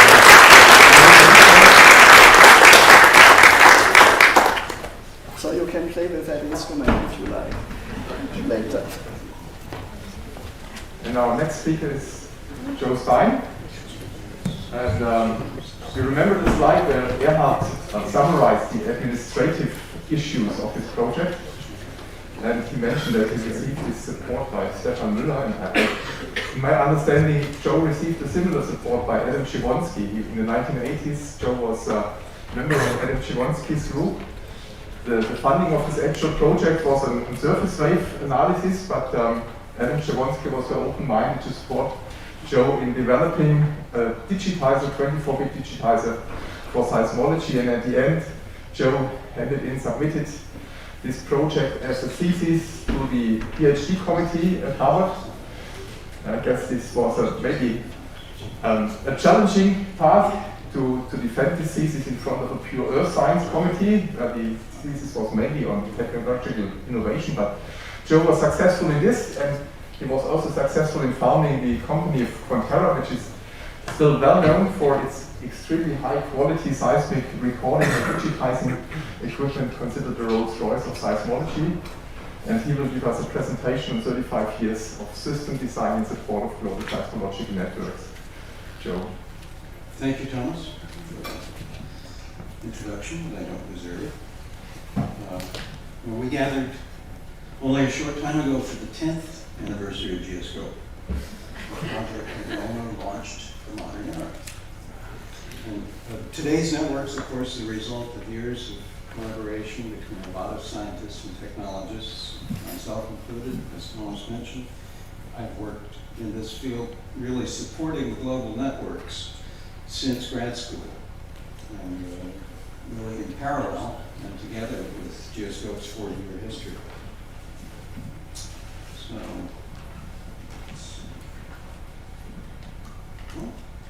where is this? What am I doing now?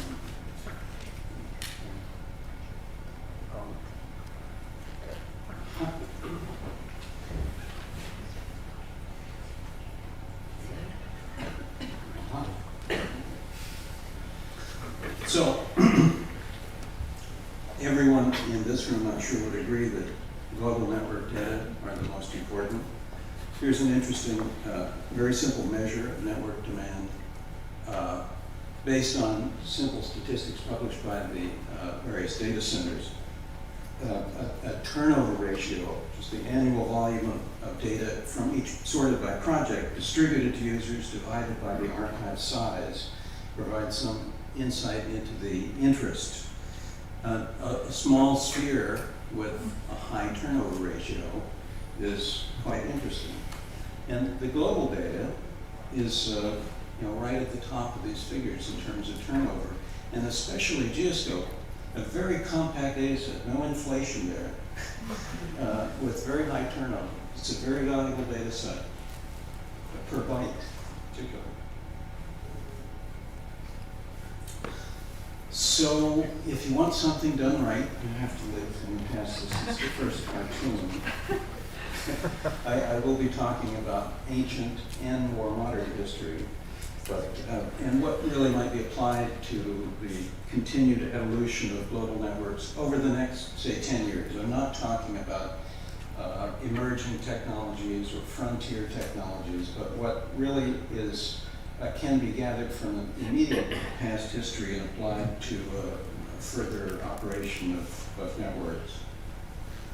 We've seen before in the 60s and 70s, the WWSSN made quite a lot of impact because of the standardization, the consistency, and of course the global distribution. It was the only game in town in many cases. And by '84, a number of stations had been converted to digital recording, but they were somewhat disappointing in some respects. IDA, as it has been mentioned, already provided a small set of high quality, although often clipped, ultra-long period data. But Geoscope by '84 had established 5 stations of a new design for science. That was quite a new thing. Now, this is from 1985. When I started as a grad student, there was really no generally accepted Earth noise model. And some noise data were contaminated by instrumental effects. And as Earhart often stressed, there was a general lack of understanding of the role of bandwidth across the 5 decades of teleseismic frequencies. There were, in fact, in some published spectra, there were actually the wrong units used. So this really frustrated me as a grad student in developing a quantitative description of the broadband instrumentation problem, and led me to consider operating range, which is really an area in this figure of integrated amplitude.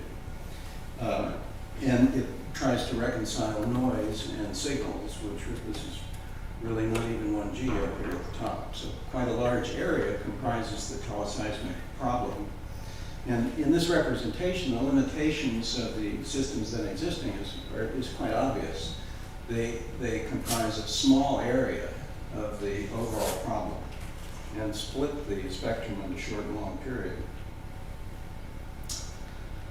So while global networks were busy self-organizing, this paper also from '85, following Geoscope's head start, the need became clear for new technology in parallel with the development of these networks to realize their goals. And as Earhart mentioned, all the pieces existed, but they really hadn't been put together yet. And with the support of Adam Jaworski, we worked, building on all of that earlier work that Earhart described, on a path that was eventually taken. And a little over 37 years ago, Earhart and I delivered sequential talks at AGU introducing the system. And I guess it worked. We wouldn't be here talking about it. So the approach was quite simple. Finally, one sensor, a digitizer, a data stream that contained all of the information as far as teleseismics were concerned that could be digitized with a signal-to-noise ratio greater than 1 and subsequent digital processing. And that required, at that time, a sort of then exotic 24-bit uniform resolution in the A to D converter.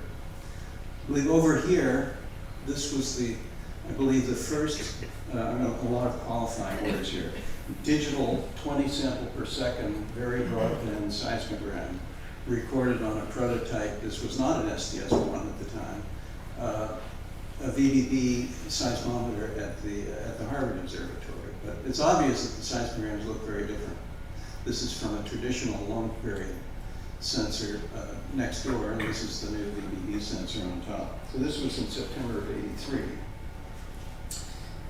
Ultimately, the STS-1 was converted to VBB, which we're familiar with now.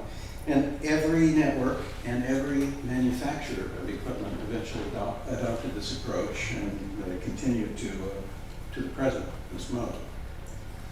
So my focus was really on systems scalable to networks. There are a lot of pieces required in systems. The idea was a system truly useful for global research. We had a successful proof of concept, but to be useful to global research, there was sustained investment required and manufacturing capability, and so Quantera was founded. We needed sensors, digitizers. We needed to develop continuous recording and telemetry of a large data volume. This was difficult in '85. The equipment needed to be manufacturable and reliable over long production lifetimes to be able to allow networks to plan and have some continuity. And of course, the whole enterprise had to be economically viable, both for networks and for manufacturers. In part, following up on the question, Barbara, you had about why is an STS-1, so what's the big deal? Well, we did in fact build a replacement for the STS-1, but the economics were really not there to sustain the kind of hand-built work necessary to sustain such a product. We do have to understand, although that we know that global networks are the most important, it is in fact a very small niche. And it's a problem to sustain that work economically. So a technologist's alter ego says, all the time, I want you to find a bold and innovative way to do everything exactly the same as it was done 25 years ago. Our work is never done. So this is a pyramid, sort of a stack showing the evolution from our 1990s era systems up to the top, to the most recent system, sitting on top of the Q330HR, which is in use in many of the global networks now. And I've made this sort of facetious, contrived calculation over here that the new system is 10 billion times better than the old one. But there's certainly been a lot of improvement, obviously borrowed from the technology in general. But the evolution continues in any case to improve. The object is to improve data quality and completeness and flexibility for research. And the most important parameters are size, weight, and power to allow science to drive the site. So these were sort of difficult.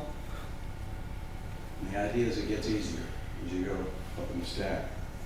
So today we can integrate recording and telemetry in a package like so for under 1 watt of continuous average power distribution. So things have come away. So since the 10th, quite a lot is known today that was optimistic or conjectural or even disputed when the enterprise started.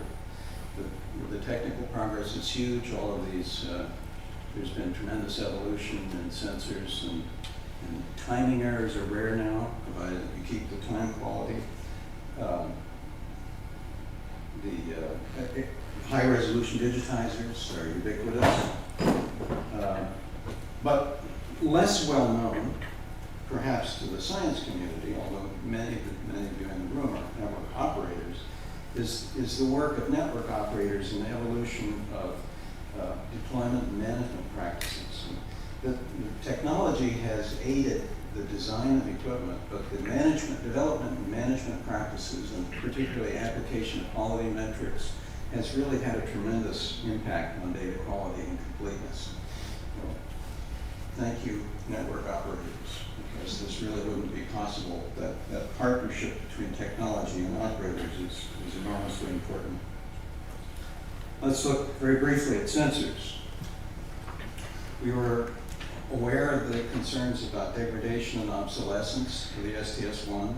Barbara led an effort to update STS-1s that has extended their lifetime perhaps for decades. Although networks relied mainly on surface sensors, and there has been borehole sensor progress in the last 5 to 8 years that simultaneously addresses the obsolescence and a network-wide improvement of data, especially horizontal. In 2010, in preparation for borehole sensor development, Erhard and I and Bob Hutt and Adam Ringler worked on an experiment to see whether an existing economically viable sensor might provide performance promising enough on which to base a new borehole sensor. We put an STS 2.5 in a deep borehole at ASL. The experiments were promising, and ultimately 2 sensor manufacturers took that path successfully. And in our case, the work led to the joint Streckheisen-Montera STS-5 and STS-6 sensors. Here you see a cutaway drawing of the inside of an STS-6 with the sensor installed on a leveling system attached to a massive base plate. And Eric mentioned the problem of enclosing electronics together with heat sources together with mechanical systems. There's an internal pressure vessel inside the outer cylinder, and electronics are separated as much as possible. There's some thermal insulation. To the extent it's possible to put them into a single package of reasonable size, we tried to address that in the STS-6. This shows the internal gimbal assembly. The sensors are inside there, and then this is ready. This is installed in the internal pressure vessel, ready to put inside the outer cylinder. One important feature of this new generation of sensors is the low gain. I already mentioned the importance of low gain. These new generations of sensors have a clip level 3 times the level of the STS-1 and E300 combination. And of course, a corresponding increase in the network's ability to remain on scale for great earthquakes. The recent data from the GSN, with now a significant number of STS-6s deployed, that shows that there's already been significant benefit. And although under optimal conditions, an STS-1 can certainly be intrinsically quieter, especially around the atmospheric minimum of 3 millihertz, the network-wide low-frequency vertical spectra is really more or less comparable to all the STS-1s. So STS-6s are in orange and STS-1s are in blue. And you can see that they're quite similar. Horizontal improvement, of course, is quite substantial, up to 20 dB and high frequencies. So borehole sensors can benefit networks. Last cartoon. Cartoon says maybe the box could be improved. So what box am I talking about? A paradigm of what we might call heavyweight, permanent global observatory installations, especially those that conform to historical infrastructure, can be constraining. Of course, logistics are very difficult, many remote sites, and reusing existing infrastructure is often valuable. At the same time, well, can that paradigm be reconsidered or at least augmented where appropriate with new deployment management practices that are enabled with low power technology? So I picked an example from the Transportable Array project and the follow-on Alaska Transportable Array, which this was represented. Altogether, the project comprised about 2,000 discrete installations of stations over a 15-year period.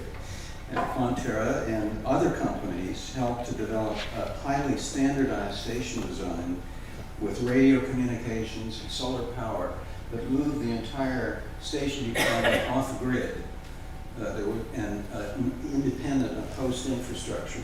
In fact, for the Alaska program, stations were completely pre-assembled and redesigned for the remote dark environment and delivered by helicopter. The station construction, including the drilling of the borehole and installation, were all completed within 1 day. in all of these cases. So the TA and Alaska TA offers some interesting insights. In 2005, just as broadband, all the pieces existed for broadband technology for many years, all the pieces existed to build the transportable array, and no new breakthroughs were needed. But the TA was built with a novel way, applying manufacturing principles that emphasize standardization of highly structured process flow to the goal of 2,000 high-quality installation. And the result is sort of lame equation up here. It tries to illustrate that the whole is greater than the sum of the parts. The overall data return was 99.74% in 1.3 million station days. 98.4% of the stations returned 100% availability over their entire 2-year deployment cycles. And in the Alaska array, a little bit more difficult circumstances, total 98.5% data return. Although highly standardized, the operation was flexible. TA adopted cellular communications as it became available during the deployment period. And midway through the project, barometric and infrasound sensors were incorporated. It adopted real-time telemetry, achieving a network typical average latency of less than 3 seconds, a decade before early warning became a present concern. And the data recorded on site were of archive quality. And the equipment lasted well. There was very little attrition. After the 10-year deployment with TA, it was moved for 5 more years of service to Alaska. So, what, among other things, did we all do right? Very broadband networks were a good choice. It was the right technology at the right time. The Federation was absolutely huge and enabled, I believe, with its support of standardization on concepts and open data formats and technical goals, was key to the great global awakening of broadband technology. We have learned that boreholes are good, although we really couldn't prove that based on the prior generation of 1980s instruments. We've learned that telemetry plus on-site data archival returns more than either method alone. And especially in the last 10 to 15 years, there are some new ways to envision the global quality networks assisted by new low-power technology. The last 30 years demonstrated that the early goals were achievable and in fact largely have been achieved, at least in many land sites. The boreholes can provide thermal stability and enable a network-wide noise improvement. There's been evolution in station design that allows modern integrated low-power instrumentation to achieve goals of global networks. No longer need there be a dichotomy between what might have been called campaign or portable instrumentation and permanent infrastructure. Real time has made a big improvement in, as we all know, not only in data collection, but in management, timely management of network operation to keep the data quality high. I have noted that there's one thing here where there's some near-term technology opportunities to improve azimuthal orientation. That's still one little sore point that we could benefit from. So I think I'll close there, and if there are any questions. Joe, thank you very much.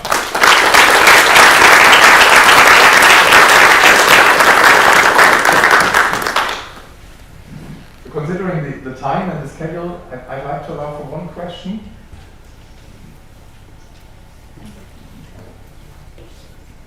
Hi Joe, thanks for your nice presentation. Are you advocating that the global networks, the permanent stations, should all be borehole?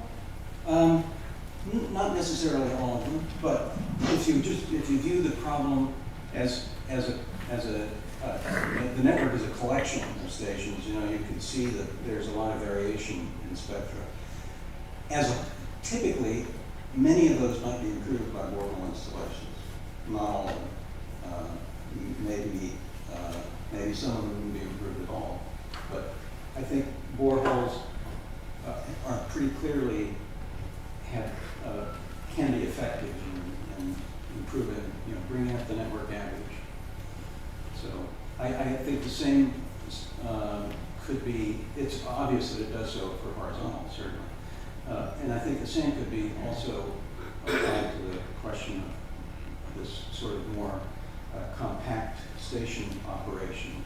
Could some stations that are chronically difficult to maintain, to keep powered, to keep connected, improve from application of that kind of technology? Now, some stations could probably improve from that. Is it possible to think of a completely standardized, uniform global network installation, station design? Maybe not, but to the extent that we could learn from these two important, I think, features, boreholes and standardization, shrinking of the station footprint, that probably promises to improve global network operations. There are, of course, costs involved and logistics.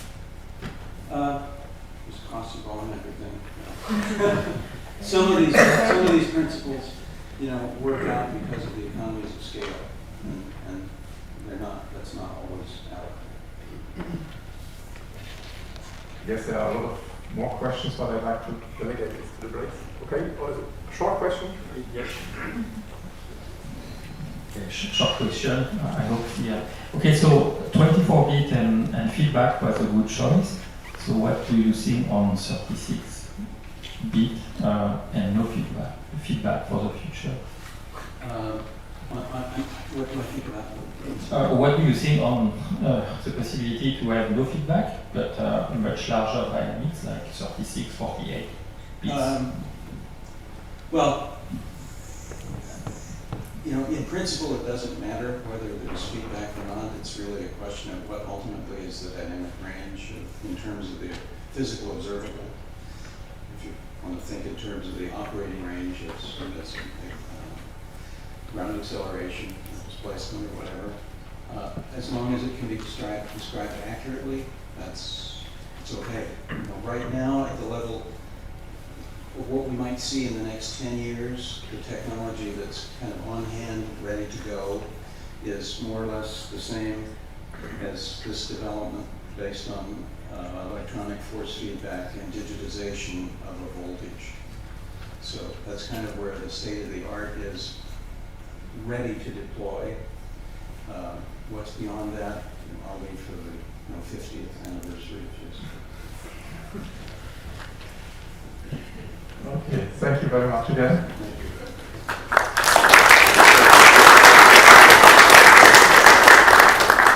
And we move on and arrive at present time with a presentation by Nicolas Leroy. Nicolas Leroy is the technical manager of the Geoscope service at IPGP, and he's responsible for data quality and station maintenance in the IPGP part of Geoscope. I guess he does a lot of traveling around the globe to visit stations and he gives a presentation on a new generation of very broadband sensors. Thanks a lot for coming here for the 14th birthday of Geoscope. I'll be quick because the schedule is running. I'll give you a short talk about this new generation of sensors that we are now deploying in the network. Okay, so obviously you all know what very broadband sensors is. Professor Wielandt explained that very well, better than me. I put the STS2 as very broadband sensors on the same scale as the STS1 because I will show you that in some cases they are as good as the STS1. And we have this new generation of STS6A and T360 from Nanometrics. Just to recall that the STS1 are quite difficult sensors to operate, as it was mentioned. Several errors can be made during the installation, they are fragile, and so on, but it was already mentioned. Same for the specifications in the STS1. Again, a few pictures of how were installed the STS1. On the top, it was installed on sand. And since 1982, from the paper for Recon, a new design involving warp-free base plate allows to reduce the noise in the horizontal components, mostly. A few drawings on how it's working, but I won't go too far on explaining that. Just saying that the main idea is to have the same stress on both sides of the plate where the seismometer is put. So for Geoscope, we have almost all OSTS1 installed with that kind of plate, except for two stations, Tam and Inuyama, that still have the old installation and the old electronics. As it was mentioned also, the electronics of the STS1, the original electronics, have shown some problems and are aging quite badly, especially under moisture and humidity conditions. There was a new design that was made during the first beginning that started in 2007. And the new box, new electronics, was designed by Metrozet. So almost all the stations in Geoscope network use that box, but we faced some manufacturing problems, and the box was discontinued in 2019. Hopefully, our American colleagues gave us a few boxes, and we can maintain our STS1 a few more years, maybe a decade. Just to show you how sensitive the things are, you can see on the drawing that only a bad cable can reduce the performances of the sensor quite badly. A few images of an STS2, I won't go further again. Just to show that we also install STS2 in Geoscope using the so-called Stuttgart shielding developed by German colleagues. Here are the performances in the same station, the STS1 here, the STS2 with the full insulation, and the STS2 without the shielding, the scan. So the change is obvious. But is a counterexample. An STS2 with a simple foam insulation in Wuxi, one of our best stations, still perform quite as good as the STS1 that is involved in the same station. Since 2018, there is a new seismometer that is in the same class of the STS1, the STS6A. Steim presented it better than me. Geoscope bought only one unit, and by the time we bought the unit, unfortunately, the seismometer is no longer viable. So is it discontinued, or are we waiting for a new batch? This is the question. Just to mention that there was a lot of testing from our colleagues all over the world. I won't comment them because there's not ours. Probably just to show you one of the base stations, so to emphasize what was saying Steim. ANMO has a SPS6A at a depth of 188 meters, and the horizontals performs very well, and it could be one of the best stations in the world. We have also in Geoscope network a station operated by our colleagues from GSM in Kipapa, which has an STS6A close to STS1. Unfortunately, on the period I chose for the comparison, the STS1 was quite bad. But we can see that the STS6A is better than the STS1 and is a good replacement unit for the next generation. We conducted a lot of tests in our reference station in SSB. SSB is it's the first Geoscope station, first data stream available from 1982.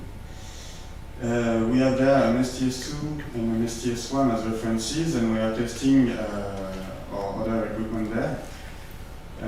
We have several piers to install volt sensors and one post-hole at approximately 10 meters there.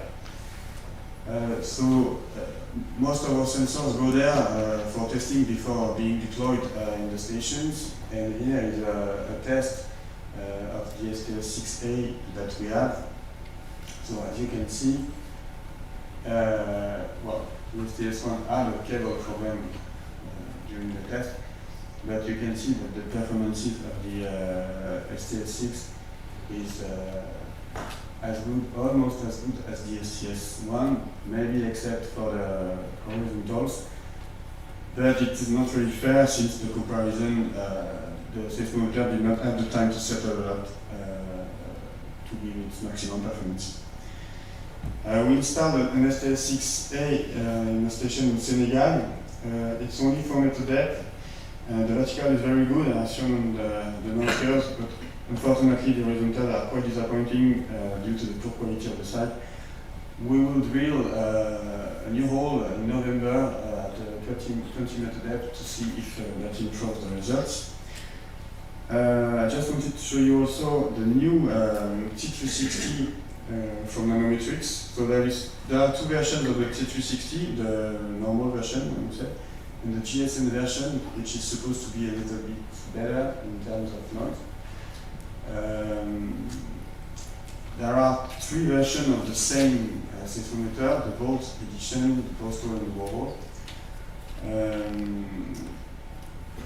So the main thing that I retain is the easy setup and installation in the context of the Geoscope network. And we see that the performances are quite equivalent to the STS1. Again, I want to mention that there is a lot of testing from other institutes than ours, and I just show you a few results from what we did. A comparison at SSB, as you can see, the T360, which is below, performs very well and is almost as good as the STS1. At that time, the sensor has a little bit more time to settle, so that might explain the performances. We also tested the postal version in our postal, but unfortunately we had some problems with the camera, so I think that the performance of the horizontal are not so good for that. And I want to mention that we sent our first T360 at TERM, and it was installed by our local correspondent, so this is definitely a new generation of sensors because we don't even need to go to install them, unfortunately.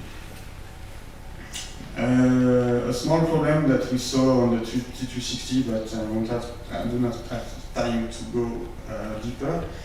So as a conclusion, after a period of doubt of maybe at least a decade, the future is quite clear for us, at least for Geoscope.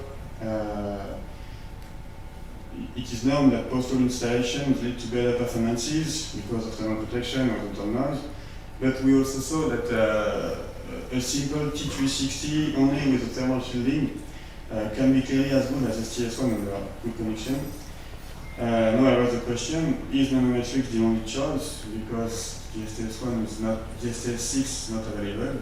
We did not test the STS7, so we'll see how it works. It's supposed to be an STS2, but with an electronics that goes to the 360 seconds.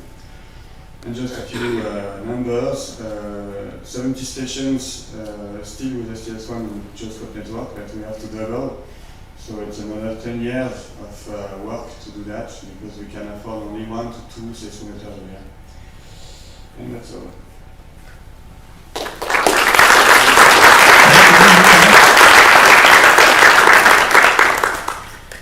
Other questions? So, you said you had some problems, but you skipped a slide. So, this is your opportunity to tell us the problems of the T360. Well, what we saw is that the TQ60 is quite sensitive to the power supply quality. We have an STS2 running on the same power supply as the TQ60, and we saw some spikes on the power supply on the sensor. Fortunately, the problem was solved with an inline DC-DC regulator, and Romanowicz provide this regulator as an accessory or an add-on to the cable, so it's not a big problem. Thank you. Are there further questions? I find it amazing how difficult it appears to not to find better instruments in the long period range, but to at least find instruments on the market which are as good as the STS1. And probably this is due to the market being really a niche, as you mentioned. And you do a lot of effort to maintain the existing STS1s. At which point do you give up and say, well, this instrument is lost, we have to replace it? Well, there are several answers to that. Most of our stations are in remote places, far away. Sometimes they've been given to the country where they are installed. Sometimes we cannot go there. That's the example of Steim in Algeria. It's quite hard to go there. So we don't give up. We try to keep running the STS1, even if we have to do some adjustments and sending old parts. I sent an old box of Chaussidon electronics 2 years ago in German Reset, so we try to do our best to keep those STS1. But the strategy is more to double the seismometer and the acquisition chain and keep the STS1 alive and have another chain. Are there further questions? If not, I suggest we move on to the next presentation, which is by Bès de Berc. Maxime is the head of the seismic metrology service and technical support for all projects using seismic instrumentation at the École et Observatoire des Sciences de Terre and the Institut Terre et Environnement at Strasbourg. Since it's winter over at the station Dumont d'Urville, he has also a record of seismic projects in Antarctica, and today he will give a presentation on broadband post-hole seismometers and feedback from the field. Thank you very much. I'll be very quick as numerous key points have been mentioned before. So, first of all, why post-hole seismometers? The main idea is to install the sensor below some geological layers, acting as natural filters for anthropic noise or wind induced. I showed here an example of an event in Strasbourg recorded at 30 kilometers. So, it improves the high frequency signal to noise ratio, of course, but the greatest gains are in the first 100 meters.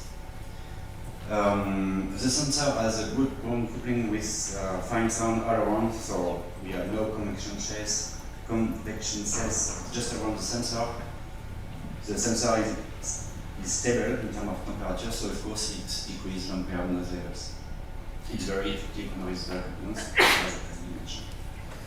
So I just gave an example, an arbitrary station in Australia, so just to show that we decrease the noise level at high frequencies and long periods.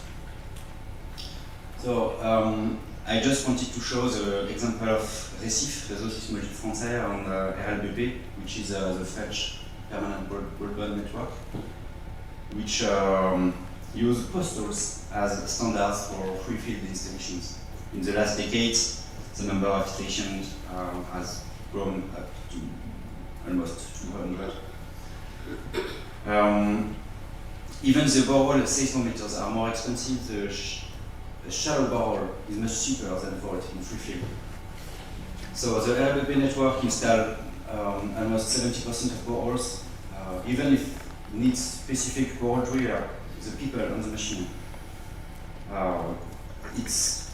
It's a good economic operation. RLBP chose to install sensors in a standard depth at 6 meters, extended possibly to 12 or 18 meters according to local conditions. It took 4 days at 3 people to build from scratch a complete permanent station, and 50 kilobars per station, including instrumentation and addiction to networks. So, if we look at the overall network, we see that we decrease the noise level at high frequencies on long period, especially for horizontal components. So, I just wanted to talk about the Concordia, where we installed a postal recently.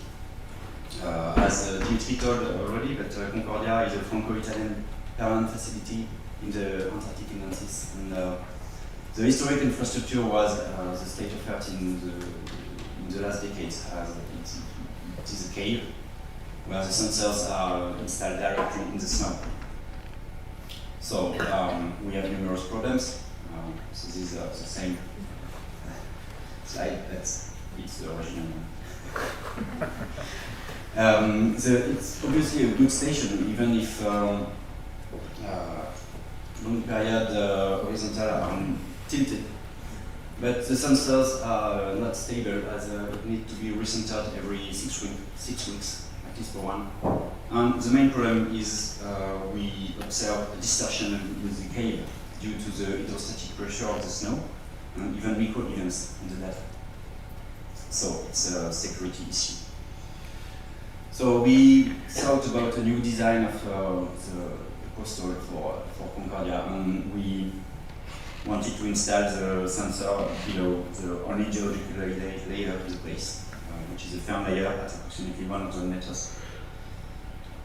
And the drilling and casing has been made in 2019, and we installed the sensor in 2020. So the results are as expected, like because long period for horizontal components are much better, and we decrease the high frequencies for horizontal even below the NNM.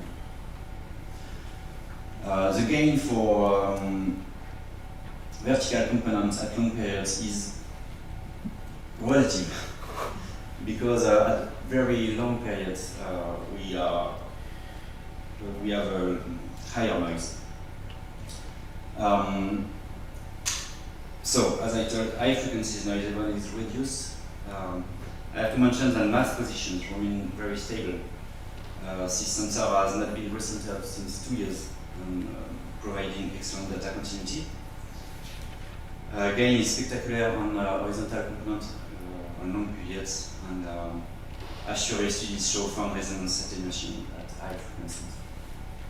But we have a strong coherency between data and atmospheric pressure, and especially for vertical components, where the coherence is close to 1.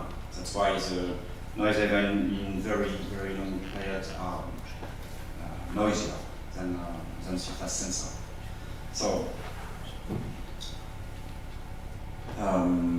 it provides anyway good data for excellent studies, even for horizontal components, which is good. As conclusion, I would say postals are technical good solution even for economic issues when building a new station from scratch. We don't need to drill very, very deep to obtain subsequent gain in noise levels. So it's not so difficult. Building a postal station requires anyway suitable people and suitable machines, of course. But the result is provides observatory grade data with continuity and stability. And I think it would maybe be standardized if scientific perspective relies on low noise horizontal long periods. But the influence of atmospheric pressure should be deeply studied. And that's all. Thank you very much.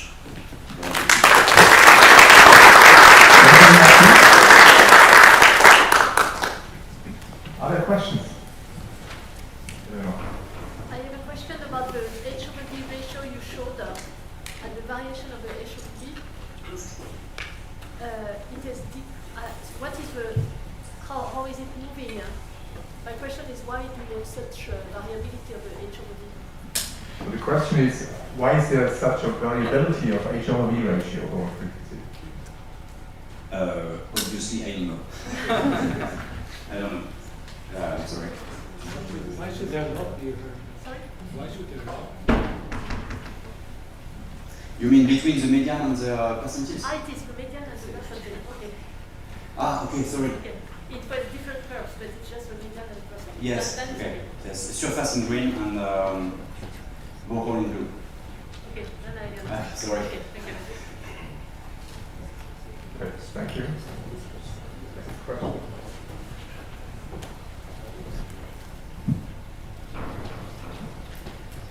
Thank you. So, if I get well, you say that you have a greater influence of atmospheric pressure deep on the borehole than on the surface? Yes. Do you have any clue why is that? Any what? Any clue? Do you know why? No, obviously, we don't know. The borehole is not hermetic, for sure. There is a plug, but it's not hermetic. So we have 100 meters plus game. So it makes a tube of almost 200 meters with direct contact between the sensor in the sun and the outside. So we see here, we try to plug it hermetically first, and then. Okay. May I make a suggestion? It's not a simple admittance, it's more complicated than that. So, but in the vertical component long period range, you would see simply the Newtonian attraction of the atmosphere, and that cannot be shielded, even if you go to a borehole. In the long period range, you would see the vertical components, the Newtonian attraction from the atmosphere, and that cannot be shielded, even if you go into a borehole. No. And for the horizontals, you usually see tilt due to the crustal deformation caused by the loading of the atmosphere. So that's what we see, at least. But you can deconvolve if the coherence is really good. Sophie Lambert. Have you tried deconvolving the noise?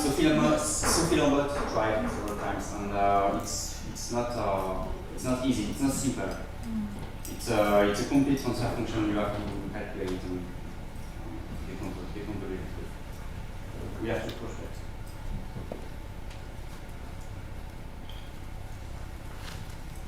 Are there further questions?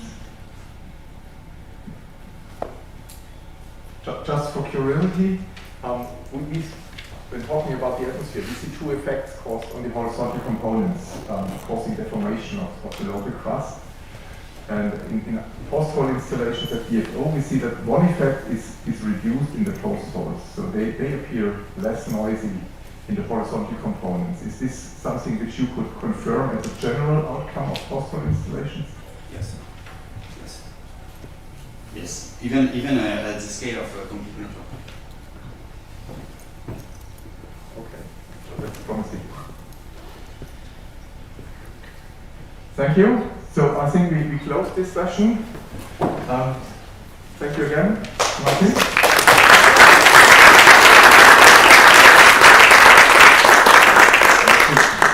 Just a short word to say that the lunch is in the room just close from here to take the left and then the left.